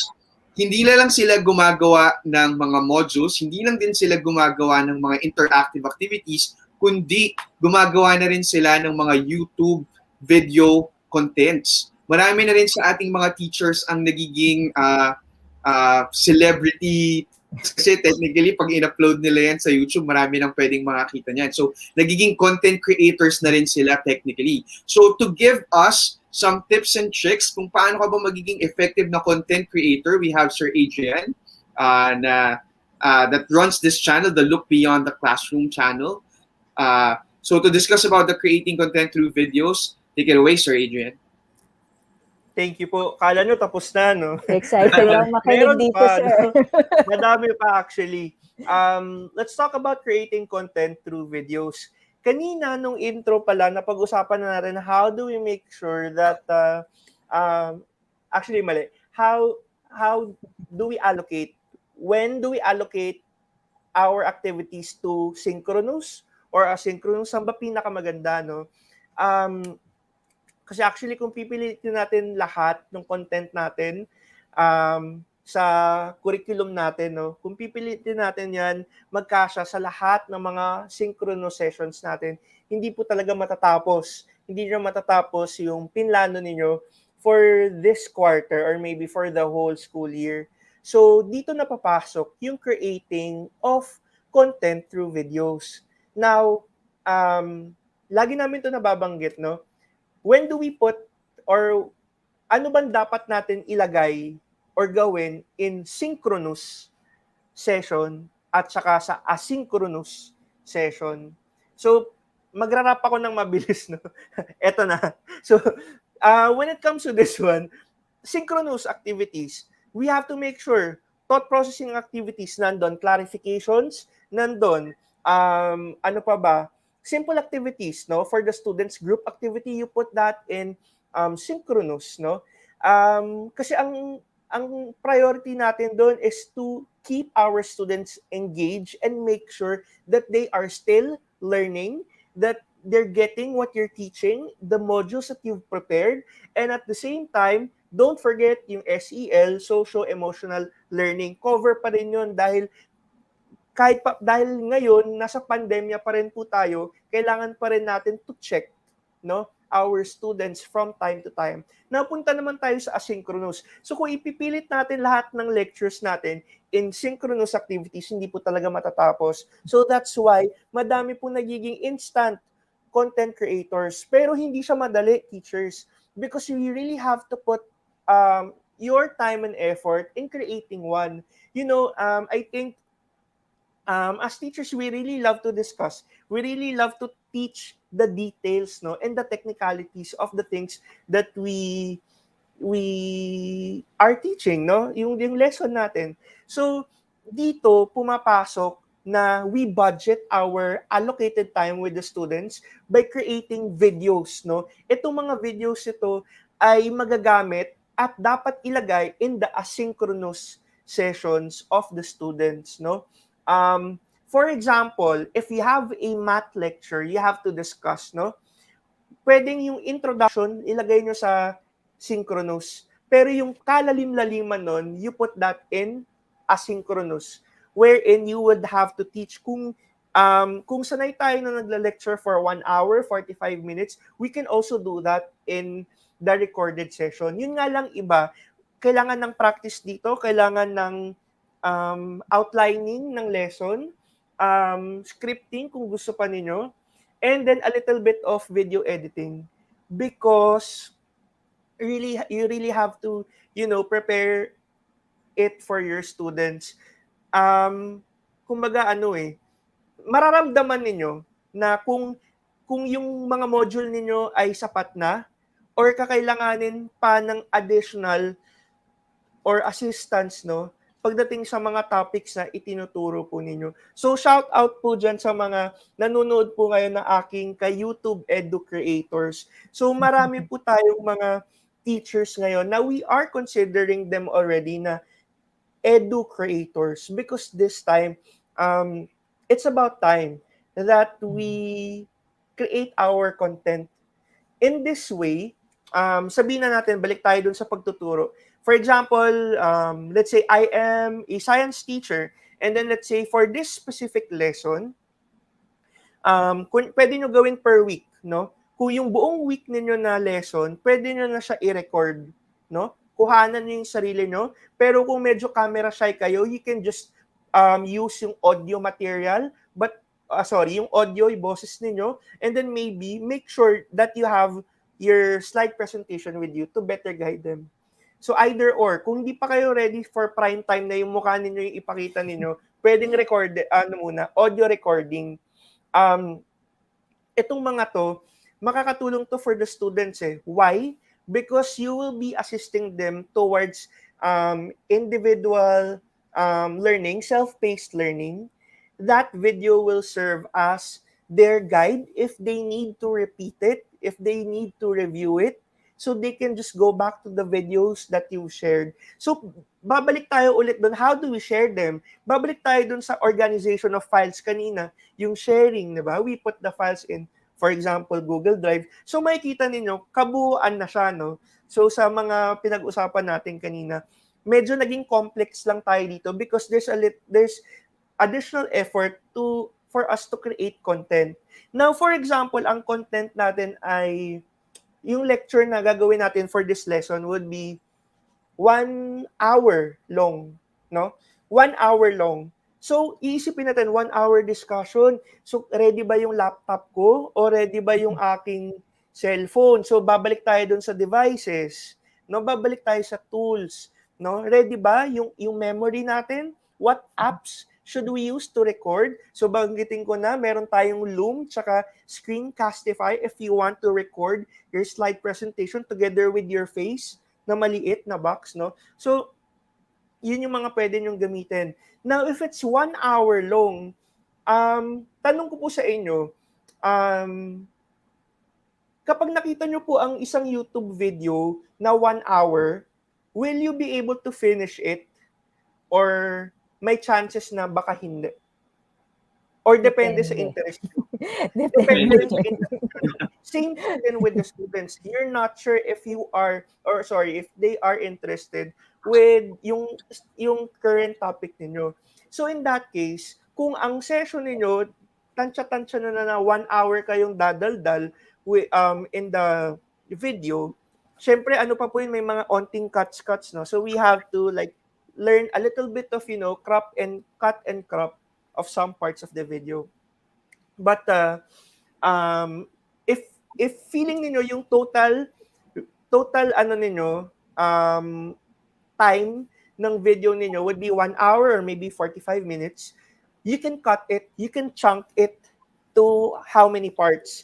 In that way, yung parte-parte na yon, it would be easier for the students to finish. So let's say you cut it or break it down into 5 minutes each, no? So it would be, kumaga, parang bite-sized lesson for your students. So that's another way, no, for the teachers to make sure na papasok pa rin kayo dun sa targets ninyo na lesson for the whole quarter or for the whole school year. So, yung pag-create po ng video, it's additional effort, pero mararamdaman po ninyo if you really need already to prepare one for your student. Again, this is round 2 of, school year during the pandemic. So, kung right now, is-strategize ninyo na mag-create kayo ng videos for your students, maaga pa po kayo. Kumbaga, ano pa rin kayo, advanced or early adopters kayo ng ganitong proseso, yung creating content through videos. Kaya po, for example po, yung aking mga kasabay po na mga YouTube edu creators, what they do, they create their videos per lesson. For example, kung math ang tinuturo, specific topic and then yung problem sets ng 1 to 3 or 1 to 5, di-discuss sila yan sa isang video. In that case, that video, if they put it out, they just tell to their students, panoorin nyo tong, ito yung explanation ko for this assignment, no? But hindi nila alam na lahat, no, ng mga bata ay kailangan nun or may mga nag-research din about these, knowing more about this specific content or lesson. So, it's not just actually helping your students, pero ang dami pang nagbe-benefit if you're going to jump or putting it out, your content sa mas malaking platform tulad ng YouTube. So, yun po. I think it's too much na if I go into details how to edit. Pero sa totoo lang po, ang laki po ng maisisave ninyo when you do or create content na sinasabayan nyo yung lessons niyo. It would be beneficial for your students. Sa inyo, hindi nyo pa masyadong mararamdaman, lalo na kung first year of teaching ninyo or first year of creating videos, because you will create your videos every lesson, no? So, kaya kung inset pa ninyo, may panahon pa kayo para mag-shoot, no? Kumbaga may panahon pa kayo to prepare or to still shoot your videos. But then again, pag nag-year 2 na or pag nag-second, third, ulit na ng school year, madali na po sa inyo because huhugutin nyo na lang yung mga recorded lessons niyo from the previous years. And that becomes your collection of your lessons. No, collection na siya. Na yun na ibibigay ninyo sa students. It's either you will just modify it, konting na lang, improving, no? So, yun po yung mga pwede nyong gawin. And that could be your goal for the coming months, no? To be able to transition yourself to from classroom lecturer to online lecturing through your created videos. So, ayan po. Sir Dami ko Adrian, sinabi. parang ang technical term dyan is yung flipping your classroom, no? Flip classroom. No, so maganda rin talaga. Actually, ako goal ko rin yan, 'di ba? Lagi ko sinasabi sa inyo, gusto ko rin sana yan, kaso medyo shy ako. Ayokong naririnig yung boses ko, nakikita yung itsura ko na nasa screen. Pero I have actually also done this last year kasi talagang limited yung online engagement mo with your students. So, minsan wala ka talagang choice kundi gumawa ka ng video, no? Para lang talaga para sa kanila, para meron silang papanoorin sa asynchronous session nila or even in their free time. Meron silang papanoorin, lalo na pag ang tinuturo mo nga ay subjects that have yung mga problem-solving activities. For math, physics, chemistry, siguro ganun yung nagiging case. So, yung maganda talaga, I think, for especially yung mga young ones na you plan to stay long in the teaching profession and then you curate, no, your content like this, no, nako talagang it will be parang valuable resource ngayon in the future.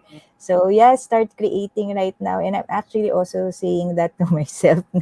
Hindi na ako young, I'm not a young teacher, but yeah, oo, kasi mas matutulungan din tayo naman nito, no, in the future. Mas mapapadali yung buhay natin. And yeah, it's better than yung ikaw mismo uulitin mo yung lesson many times. I don't know if you've experienced to Sir Alvin, Sir Kirby, yung pag nagtuturo ka tapos tatawagin mo yung mga estudyante na, did you get this class? And then they will say, yes. Pero ayun, alam mong hindi naman talaga nila na-get. So, alam mong kailangan mong ulitin na naman.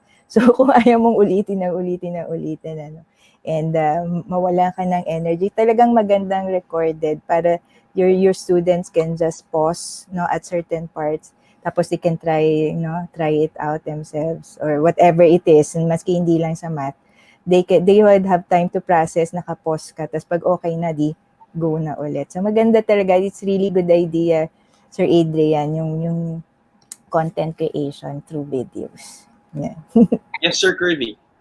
I just want to add up, ang ganda nung sinabi ni Miss June na it can be used by the students not only during their official learning hours probably, but kasi yung mga learners natin ngayon, we have such kind of learners na gumagana yung utak sa gabi, di ba? So they can still watch it at night or bago sila matulog. Plus, what I see on this purpose, most especially if we achieve or if we reach the next normal, lalo yung pinopropose right now na high flex na method of learning, it's gonna be so helpful that teacher is teaching plus may supplementary na mga video lessons created by the teacher itself. So, mas na-i-strengthen yung learning, mas napopromote yung learning, as well as yung mga learners kasi natin, di ba?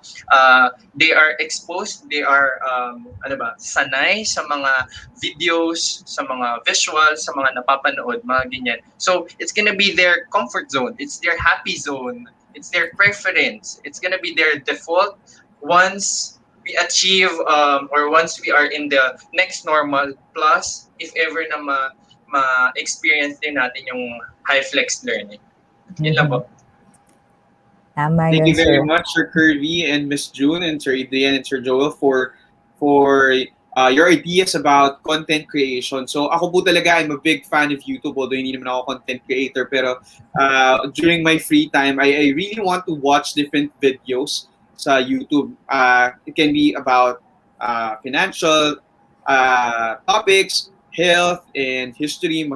Most of the time, natutuwa po talaga ako nakikita at napapanood yung iba't ibang mga videos through that. Although siguro parang is that part of me being a visual learner. Mas gusto ko po yung nakikita ko yung mga pictures, yung mga videos na related dun sa topic so that I could understand better. So ako saludo po ako sa lahat ng mga teachers na may skills sa content creation kasi hindi yan madali. Kasi ikaw na yung scriptwriter, ikaw yung editor, ikaw yung director, ikaw pa mismo yung artista.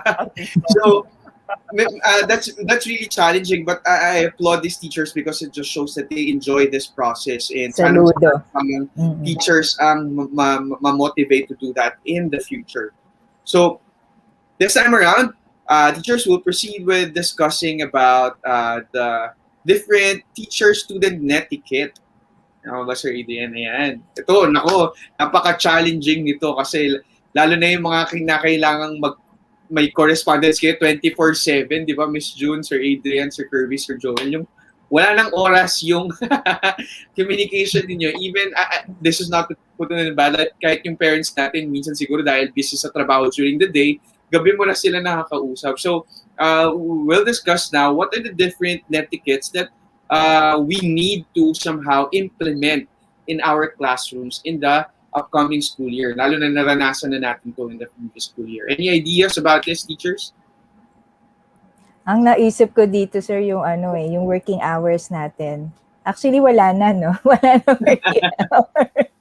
24 hours na.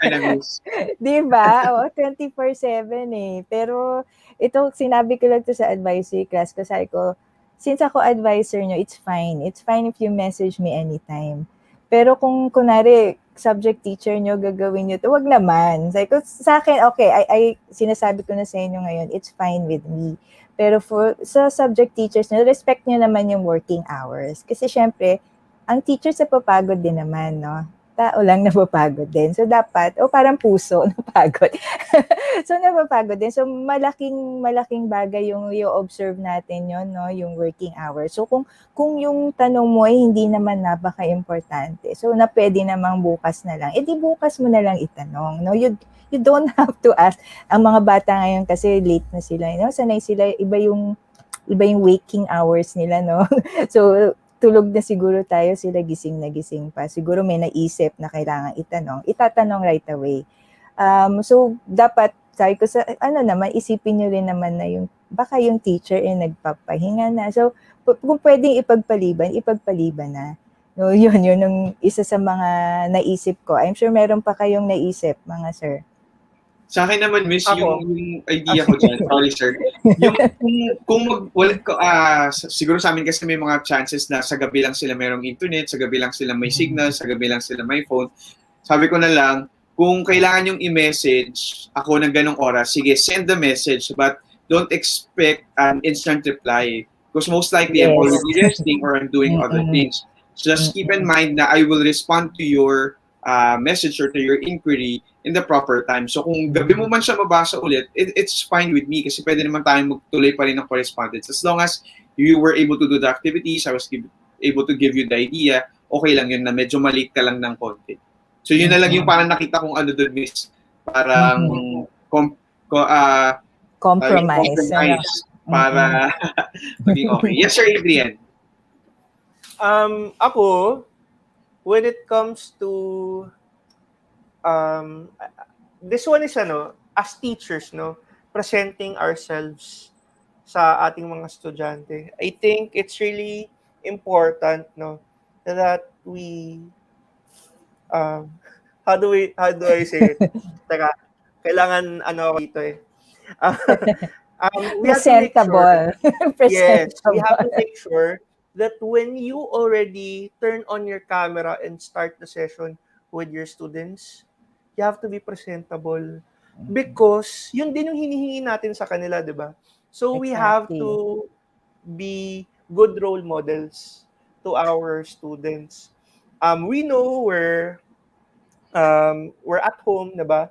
Kumbaga, hindi natutulad nung preparation natin every day when we go to school, di ba? Yung usual na ganun. Pero we have, as teachers, obligasyon natin na humarap tayo sa mga estudyante ng bilang guro, no? Kumbaga, we are role models for our students. So, we have to make sure na kumbaga nakapag-ayos naman tayo, 'di ba, as teachers, and wear the necessary, appropriate clothing. Yes. And at the same time, yung manner din ng delivery ninyo, and also the background, you consider also that, because hindi lang po ang mga estudyante ang nakakakita sa inyo. You don't know sino yung mga nasa gilid, katabi ng ating mga students. Their parents might also be watching and supervising. So, you have to be at your best, 'di ba? Kumbaga yan you always put your best foot forward, 'di ba? Kasi kumbaga teacher tayo, guro tayo, and that's for, netiquette. Online no? Everything's online already. So even when you like respond to your students, no, kung meron tayong mga naka-template na, no, we put that in a pa rin, yung parang pa rin siya.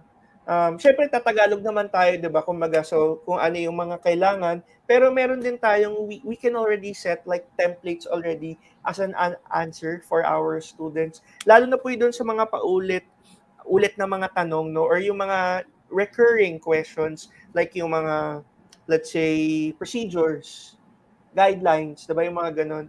And not only our students will be reading that, so even our parents, no, even karamihan ng mga schools din naka-recorded session, you give the recordings to the students, and nakikita rin ng mga parents. So you have to make sure that you are at your best, no, na sa pagtuturo, dahil whether online yan or face to face, it would mag-reflect yan sa'yo as a teacher pa din.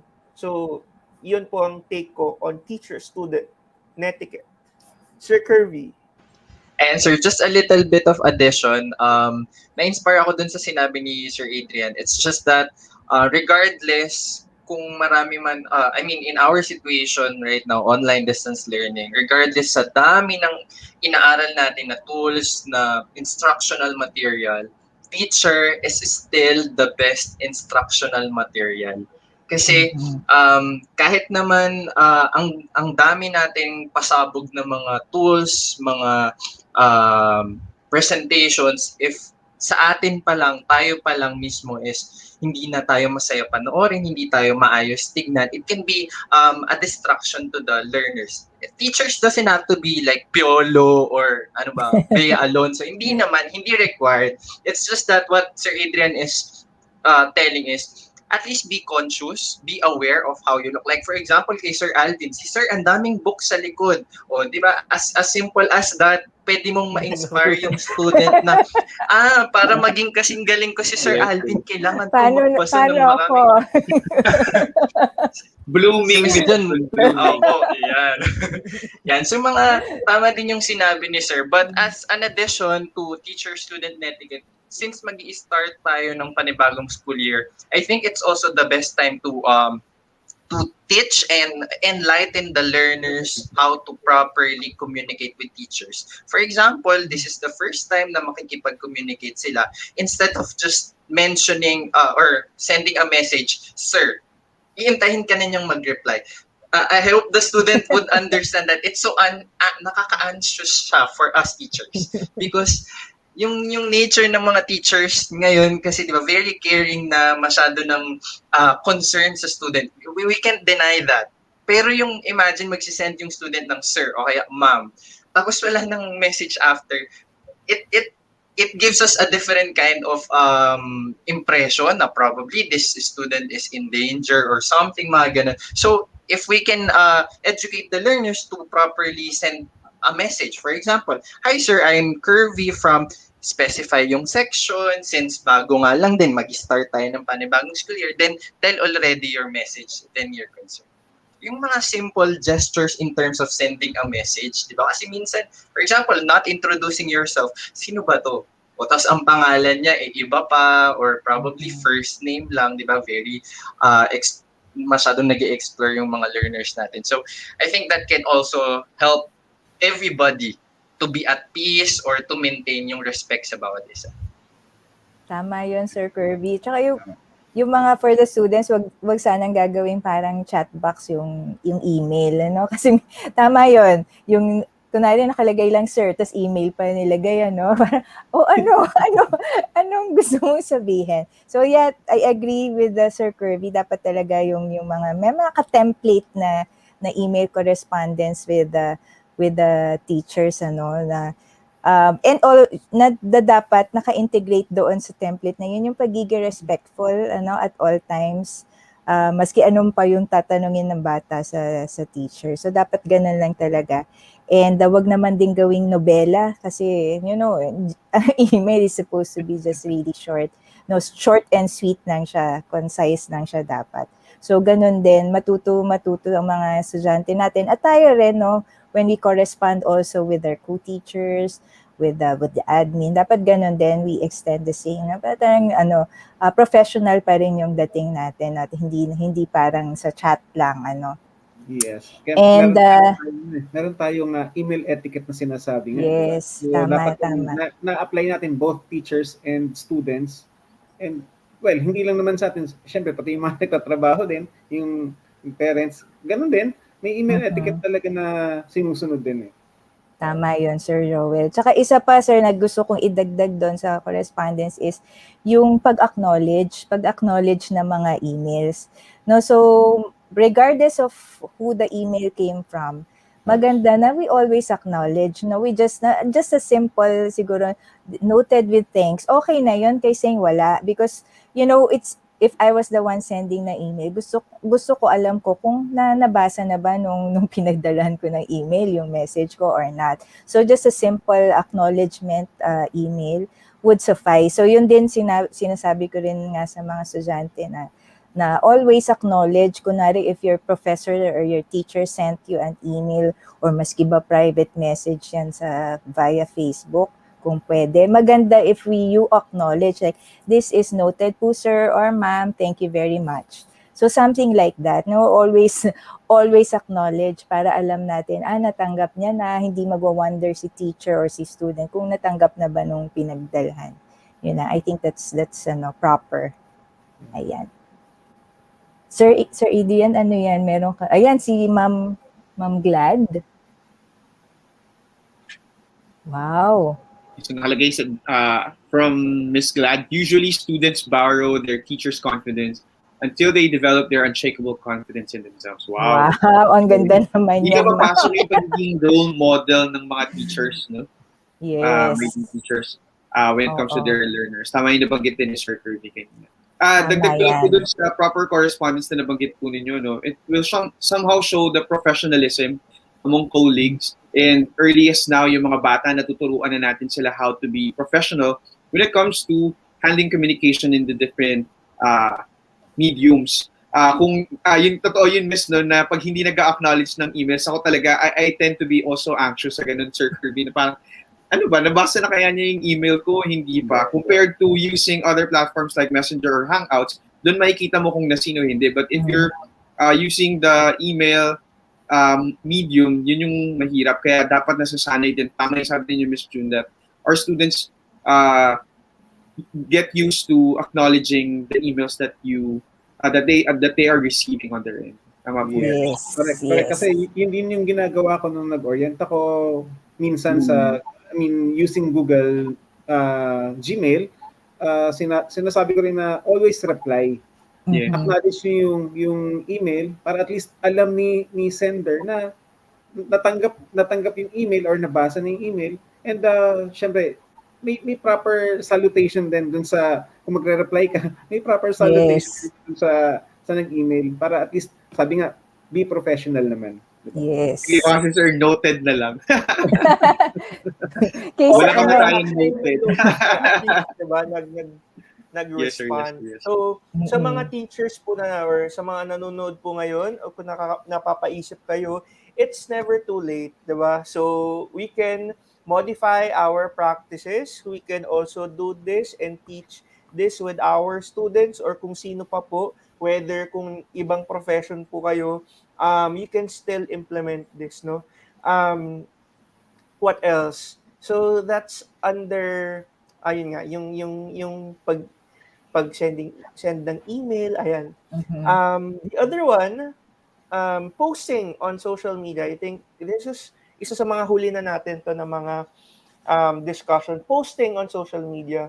So dahil lahat po tayo ay 24/7, no, we have access to our social media accounts na hahalo kasi din natin, no, hindi natin maiwasan na work also ay nandun din kasi maybe it would be easier, no, faster transaction and communication, pero we have to make sure and to be mindful of what we post. Yes. Kasi how do I say it again? Siyempre, as teachers, we have to protect our students. So we have to make sure and check first, no, kung itong post na to would divulge or all their details, no. So we have to be careful on that one. Posting on social media. Ano pa ba yung mga pinopost? Sometimes also, tao lang din po tayo, we tend to be emotional. 'Di ba? Minsan na ipo-post natin, na ipo-project natin ang ating anger or emotion in a different platform. How do I say it? Na-channel natin sa ibang paraan, such as posting it on social media. And nakikita ito ng ating mga estudyante. So we have to make sure to check first, okay ba to? Pag pinost ko to, nakita ng student, okay lang? Or pwedeng sa akin na lang muna? Or maybe for my close friends only, or 'di ba? We have to make sure parte pa rin po 'yon ng pagiging guro at professional. Ayun. Even pictures, di ba sir? Sometimes yung mga, kumbaga, pictures na showing the teacher in like compromising situations. Kasi first and foremost, actually, karapatan mo namang mag-post ng kahit anong gusto mo, di ba? Kasi account mo yon. But then again, parang meron tayong mas malaking kumbaga responsibility as teachers to maintain a good reputation. Kasi nga, sabi nga ni Ma'am Glad, kasi nga we are role models to our students. So if ever may plano kang mag-post ng mga mga pictures, just make sure na wag mo na lang i-friend yung mga students mo, no? So just keep your profile private para you can just share whatever it is you want to share with your friends, with your close friends, at hindi na malakikita ng mga estudyante mo. Kasi oo, karapatan naman natin as teachers to have our own lives, to enjoy our lives, no? Ren, syempre, karapatan natin yan. Pero syempre, always nga keep in mind na teacher tayo, meron tayong kailangang i-maintain. Mahirap gawin, pero ginusto natin eh. Wala namang nagpumilit sa atin na maging teacher. So, kailangan natin gawin yung mga ganong bagay. Ayun. Tama po. And then the other one also, dahil ngayon po ay lahat tayo halos ay remote teaching and may involvement ng online teaching, no, and learning. So we have to teach our students online um, digital literacy and internet safety. So Yes. importante yan dahil lahat tayo gumagamit ng internet, ng computer, no, at we use various social media accounts. So it is our responsibility to, educate our students on this matter, no. So digital digital citizenship and internet safety. Iba ata yung binanggit ko Yes. kanina. Pero it's really important. Down to our last one. So last would be work-life management techniques. Ito po, sa lahat ng napag-usapan natin, how do we make sure that we still manage our, still have life sa likod nitong mga preparations natin as teachers. Dahil dumami po no. Kumbaga it seemed like parang bumigat, dumami yung kailangan nating gawin at obligasyon, at kumbaga parang hindi tayo makatakas ngayon because everything's online, no?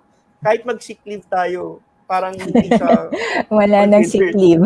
Diba, yung mga ganun. So, how do we maintain this? Yung work-life management, what would be our techniques or sharing with our audience right now? Sige po. Simulan natin kay Sir Kirby na lang. Any tips po?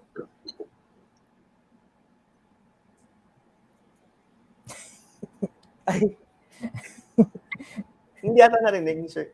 Ay, wala. Okay, Sir Alvin.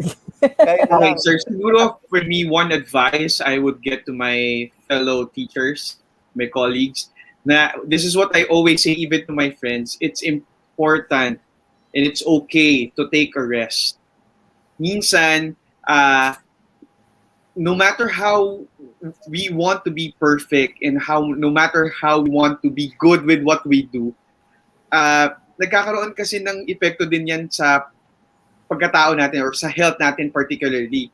Minsan, sa matinding kagustuhan natin na matapos ng maaga, sa matinding kagustuhan natin na matapos ng maayos, minsan nagsasuffer yung kalusugan natin because you were really able to make a good output pero it took you so long to do that. Parang hindi ka na natulog, nalipasan ka na ng gutom, hindi ka na you don't even see the sun outside of your houses. So it's okay to rest.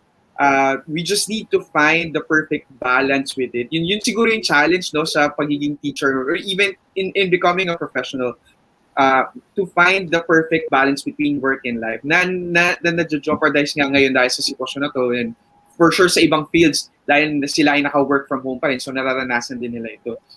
Minsan kasi kapag masyado tayong gigil din magtrabaho, nagiging counterproductive din siya sa atin later on. Sometimes other people easily feel burnt out na parang ayoko na ng ginagawa ko. Paano ba naman, isang buong araw ka na palang nakatapat sa computer na nagtatype ng kung ano-ano, na hindi mo man lang naisipang huminga, hindi mo man lang naisipang tumingin sa magandang tanawin sa labas sa mga puno and all that stuff. Medyo corny and cheesy, pero napakahalaga po niyan, teachers.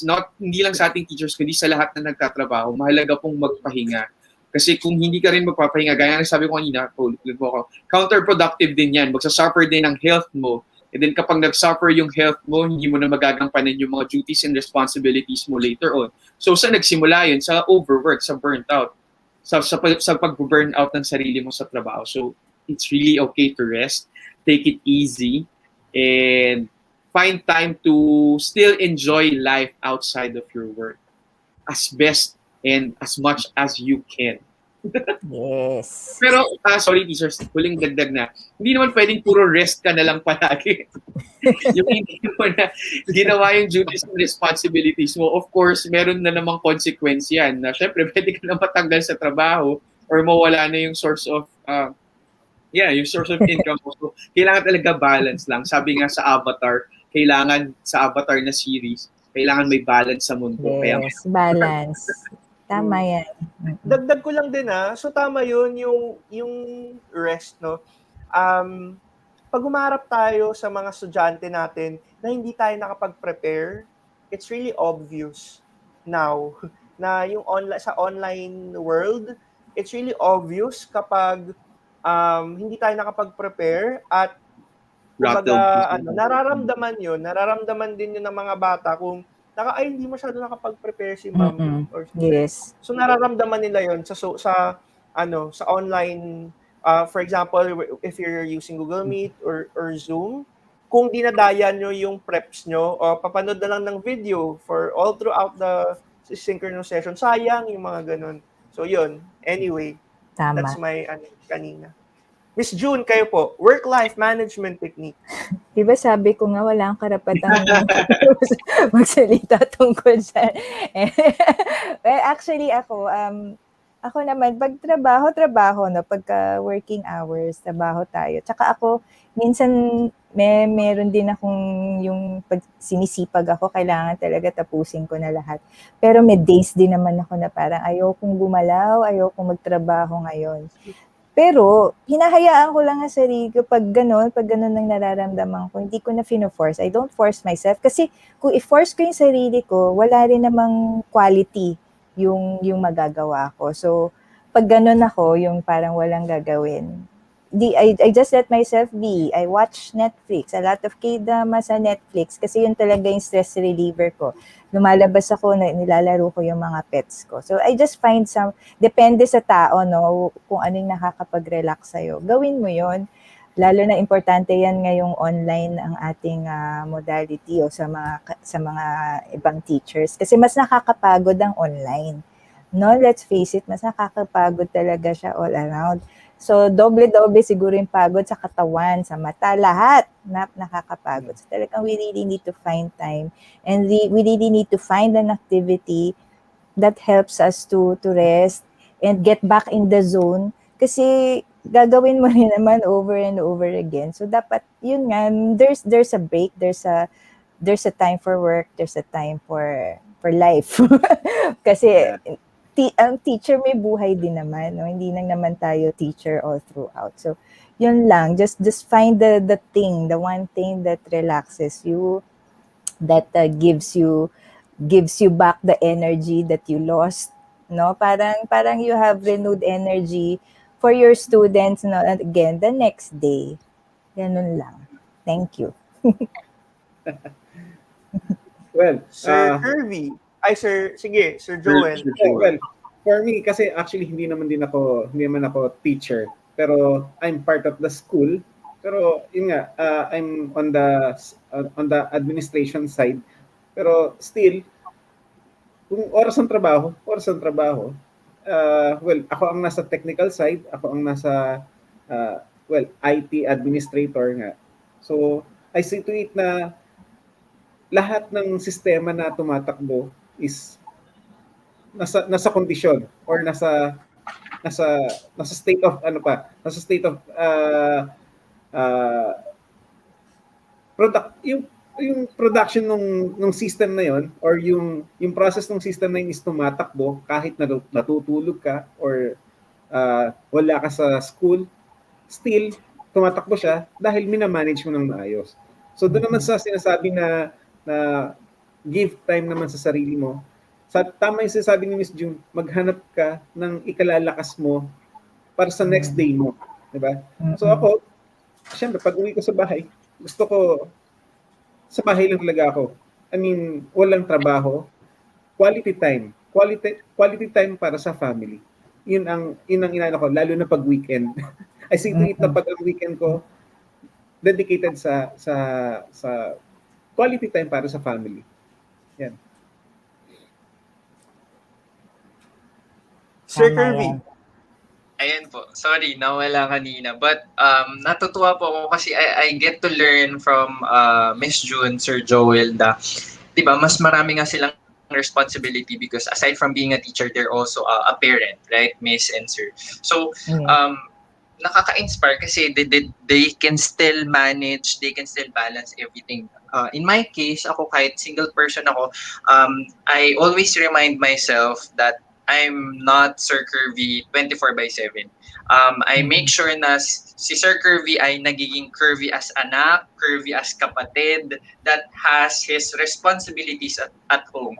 Plus, make sure that yun, same din na you really have to find at least a house chore na gustong-gusto mong gawin. Like for example, sa amin, ako sobrang, I don't know, I'm really in love with laundry. Sobrang gustong-gusto kong naglalaba. So I make sure na hindi lang puro modules, hindi lang puro teaching materials yung napapaganda, napapalinis ko. I always remind myself about my family responsibilities sa family, and as well as making time to do things na hindi related sa work. But still, passion natin siya, talent natin siya, that it helps na i-improve yung sarili natin aside from work.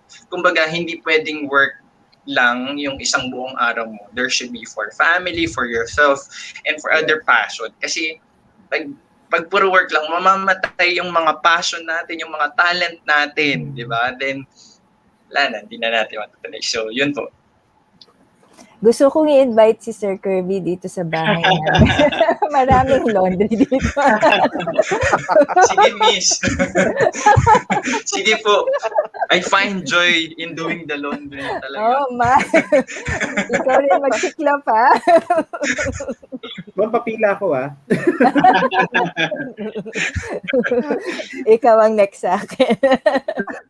Gusto ko lang dagdagan na teachers yung sinabi ni Sir Kirby na you really need to find your other passions kasi in a dramatic way, mauubos ka din talaga kapag puro trabaho. At kapag naubos ka na, wala ka nang maibibigay. Parang candle, di ba meron yun eh? Yes, Yung yes, teacher yes. is like a candle na parang I forgot the exact na phrasing, pero yung parang slowly yung parang you wither away pero you give your life to others. Hindi pwedeng ganon all the time. Kailangan the next day buong kandila ka ulit.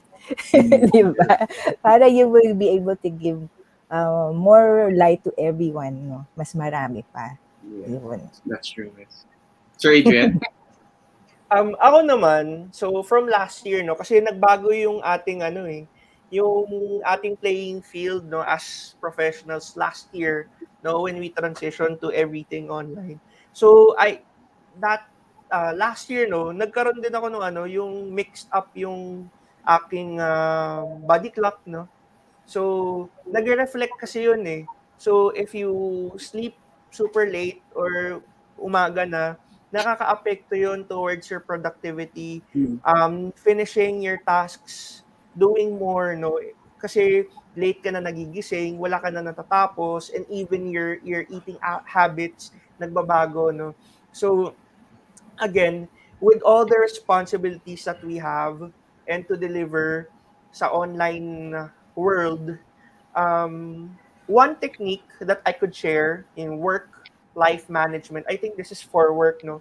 Number one would be yung I apply yung Pomodoro technique. Kasi with all the things, like with all the task list na meron tayo, minsan sobrang dami, hindi natin alam ano unahin, ending, hindi natin natatapos. So, one technique that I could share with you, it's effective sa akin, yung Pomodoro technique. So, identify your task, ano ba yung mga kailangan nyong gawin. And then from there, set your timer, no? So, yung Pomodoro technique, 25 minutes siya na iset mo yung timer, you work, no? Kumbaga, marathon ka, 25 minutes, trabahuin mo yung mga nasa listahan mo. After that 25 minutes, you stop, you take a break for maybe 5 minutes, and then set another 25 minutes hanggang makalimang ulit. Hindi nyo mamamalayan na, sobrang productive ko. Feeling mo ang dami mong natapos, no? Again, that's one thing that you can do, no? Pomodoro technique, very useful. So kung nahihirapan kayo to start up your day with your tasks dahil alam natin nasa bahay tayo, we can do that. The other one, time blocking. So yung time blocking ang hirap sundin, pero kailangan meron tayong ganun. Like for example, during the weekend, maybe Saturday or Sunday night already, isipin nyo na, ano bang gagawin ko sa Lunes, Martes, sumunod na araw, no? We make sure that we know what to do already. And then, yun nga, time blocking. Kasi the more we put that in a specific time, mas madami tayong natatapos. Na, na, na, napupwersa tayo to finish it, no? Sa actual ending nun, becoming more productive, nami-meet natin yung mga deadlines and deliverables natin. Now, the other one is for our life, no, or our personal life, no, ating mga whereabouts. To make sure, no, to still prioritize yourself, um, what I can share with you is yung joining the 5 a.m. club. Anong ibig sabihin nun? So, try as much as possible to wake up really early in the morning, like 5 a.m. Bakit po? Because yung 5 a.m. to 8 a.m., yun po yung may pinaka least na interruption. Kasi hindi pa yun working hours, di ba? So yung 5 to 8 a.m., if you practice that, yung 5 to 8 a.m., you can already exercise, you can already eat early, and, meditate, or maybe, project na, or think what to do already. Kasi pagdating ng 8 a.m., alam mo na marami manggugulo sa'yo. Alam mo na may mag-email na sa'yo. There will be students already messaging you, teachers, bosses, no, piling up your task list. So, again, joining the 5 a.m., conditioning yourself, no, 5 to 8 a.m., you do already the things that you want, no. And sabi nila, you have 21 days to form a habit. So, 21 days lang po para magising tayo ng maaga. Kasi importante yon. Feeling ko pag nagigising ako ng 5 a.m., nakaka-cheat ako sa lahat ng mga tao because I know, nakakatrabaho ako or nakakagawa na ako ng iba. Tapos pagdating ng 8, okay, feeling ko, na ako. Parang feeling ko kalahati na ako ng araw. And it also, may happy feeling siya na idudulot. So, exercising also in the morning, so it releases endorphins, no, that makes us, Happy feel hormones. happy hormones. So, yun yung mga techniques ko. Work-life management. So, it's not easy, but if you do it, it works. And do so many wonders. Ayan. Thank you very much sa mga nanood po. No, we still have audience at this time, and we're already on our 2 hours 18 minutes. I think this is our longest. But na-enjoy niyo po ba mga sa mga nanonood pa ngayon, na-enjoy niyo po ba ang ating kwentuhan? So we just want to have this kind of session with everybody, no, na kumbaga we also want to share something with everybody, not in a formal way, yung masyadong, how do I say it? Talagang very strict formal na discussions formal. in a forum. Oo. Ano lang po itong hingahan session. Yeah, we want to make sure that, producing this kind of sessions ay may enjoy ninyo, na kumbaga, I hope you find value in this kind of, sessions, kwentuhan, virtual conversations. Ayan. Before we end this um, session, what would be our stop, start, and continue? What would be our call to action? So, ito rin po sa mga nanonood, no? Ano po ang call to action natin after joining us this session? What would be our stop, no? Looking back sa school year last year, what are the things that we just have to leave there, no? Kumbaga, okay, kumbaga that's experimental. What have we learned, and what should we drop, no? Or we consider, hindi to effective last school year. And then the other one would be start. What would be the things that, find, dapat pala ito yung gawin ko. Dapat ito pala yung strategy na gawin ko. And then the other one would be continue, because we are proceeding to round 2 of our remote teaching. What would be our strategic, what would be our strategy, no, for this school year? So that would be stop, start, and continue.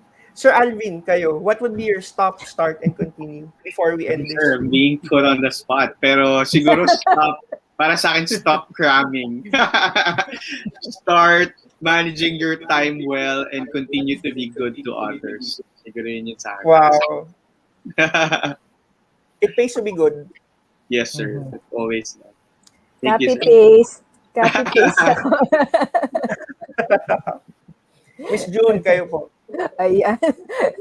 Ako rin. I've always been a crammer din eh. Siguro kaya tayo friends. So, yun. So, many times ko na talaga I want to stop being so. Pero, I find that when I cram, kasi nandun lahat ng aking good ideas eh. Dun siya lumalabas. No, although, pero yeah, I should stop that din. Kasi, stressful. Yes, very stressful. So, yeah, stop na natin yun. Stop doing things na nakaka-stress, no? And then, just start ako. Yung kanina, yung sabi, I want to start actually making my own content na rin. So, I will do this, Sir Adrian. Actually, nag-start na ako, di ba? Pero hindi, nag-stop ako. But yeah, I will do this. Tapos, I will just continue, ano ba? Continue. Ano yung continue ko? Continue developing myself and continue, what's this? Yan lang.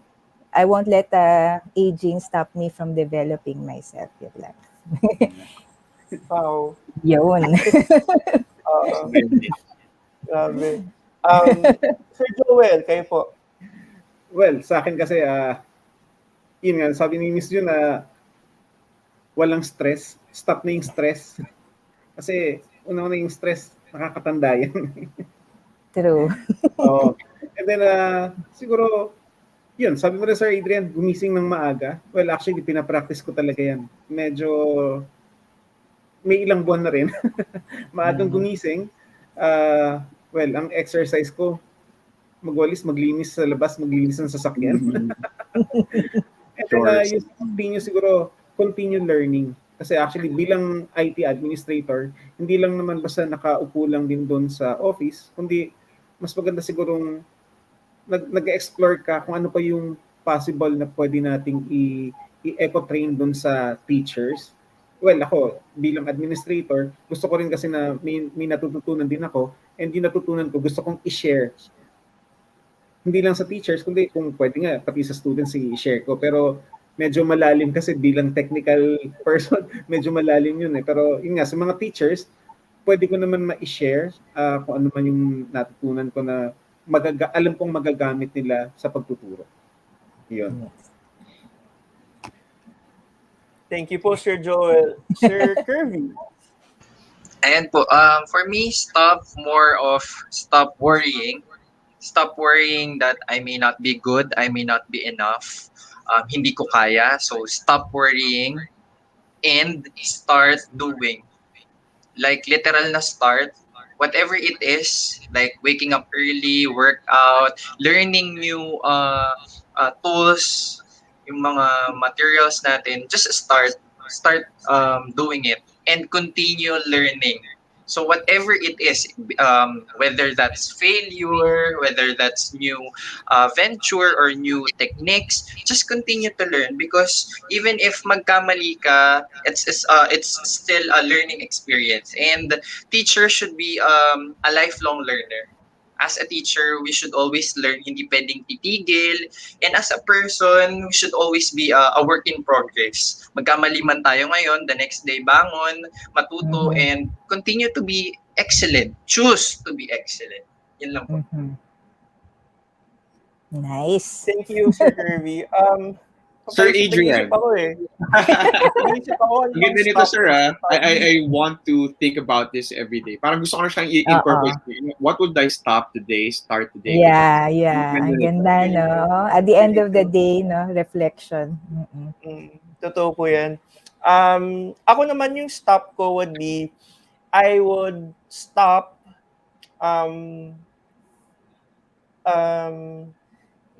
I have the tendency to overestimate things, no? Kasi I tend to be, kumbaga, yung to have control over things, no? Kasi feeling ko, kaya ko tong gawin at matapos ngayong araw na to, ito, no? So I think I would have to practice, no, na ihinto na yon, no, yung ganon, yung parang may superhero mentality ka, but again, you can only do so much, no? So let's also be kind to ourselves. So yan. Yes. Start naman yung, I think yung starting, still good habits, no? Good habits, because your body will thank you for that in the future. So, and then Yes. yung continue would be, I hope that we can still continue inspiring people through this platform, no? With Look Beyond the Classroom. So I would like to thank everybody for, joining us tonight, for staying and watching this itong session natin, itong late night Friday session with the Look Beyond team. So with that, I would like to end this with a question. What would be your stop, start, and continue? So with that, we'd like to thank everybody, and thank you po sa inyong lahat. Good evening po sa inyo, and Thank you po, enjoy the rest of the weekend. Enjoy the Thank you po. weekend. Okay. Stay safe, safe, everyone. Stay safe, everyone. Bye. Get Bye. vaccinated. Yes.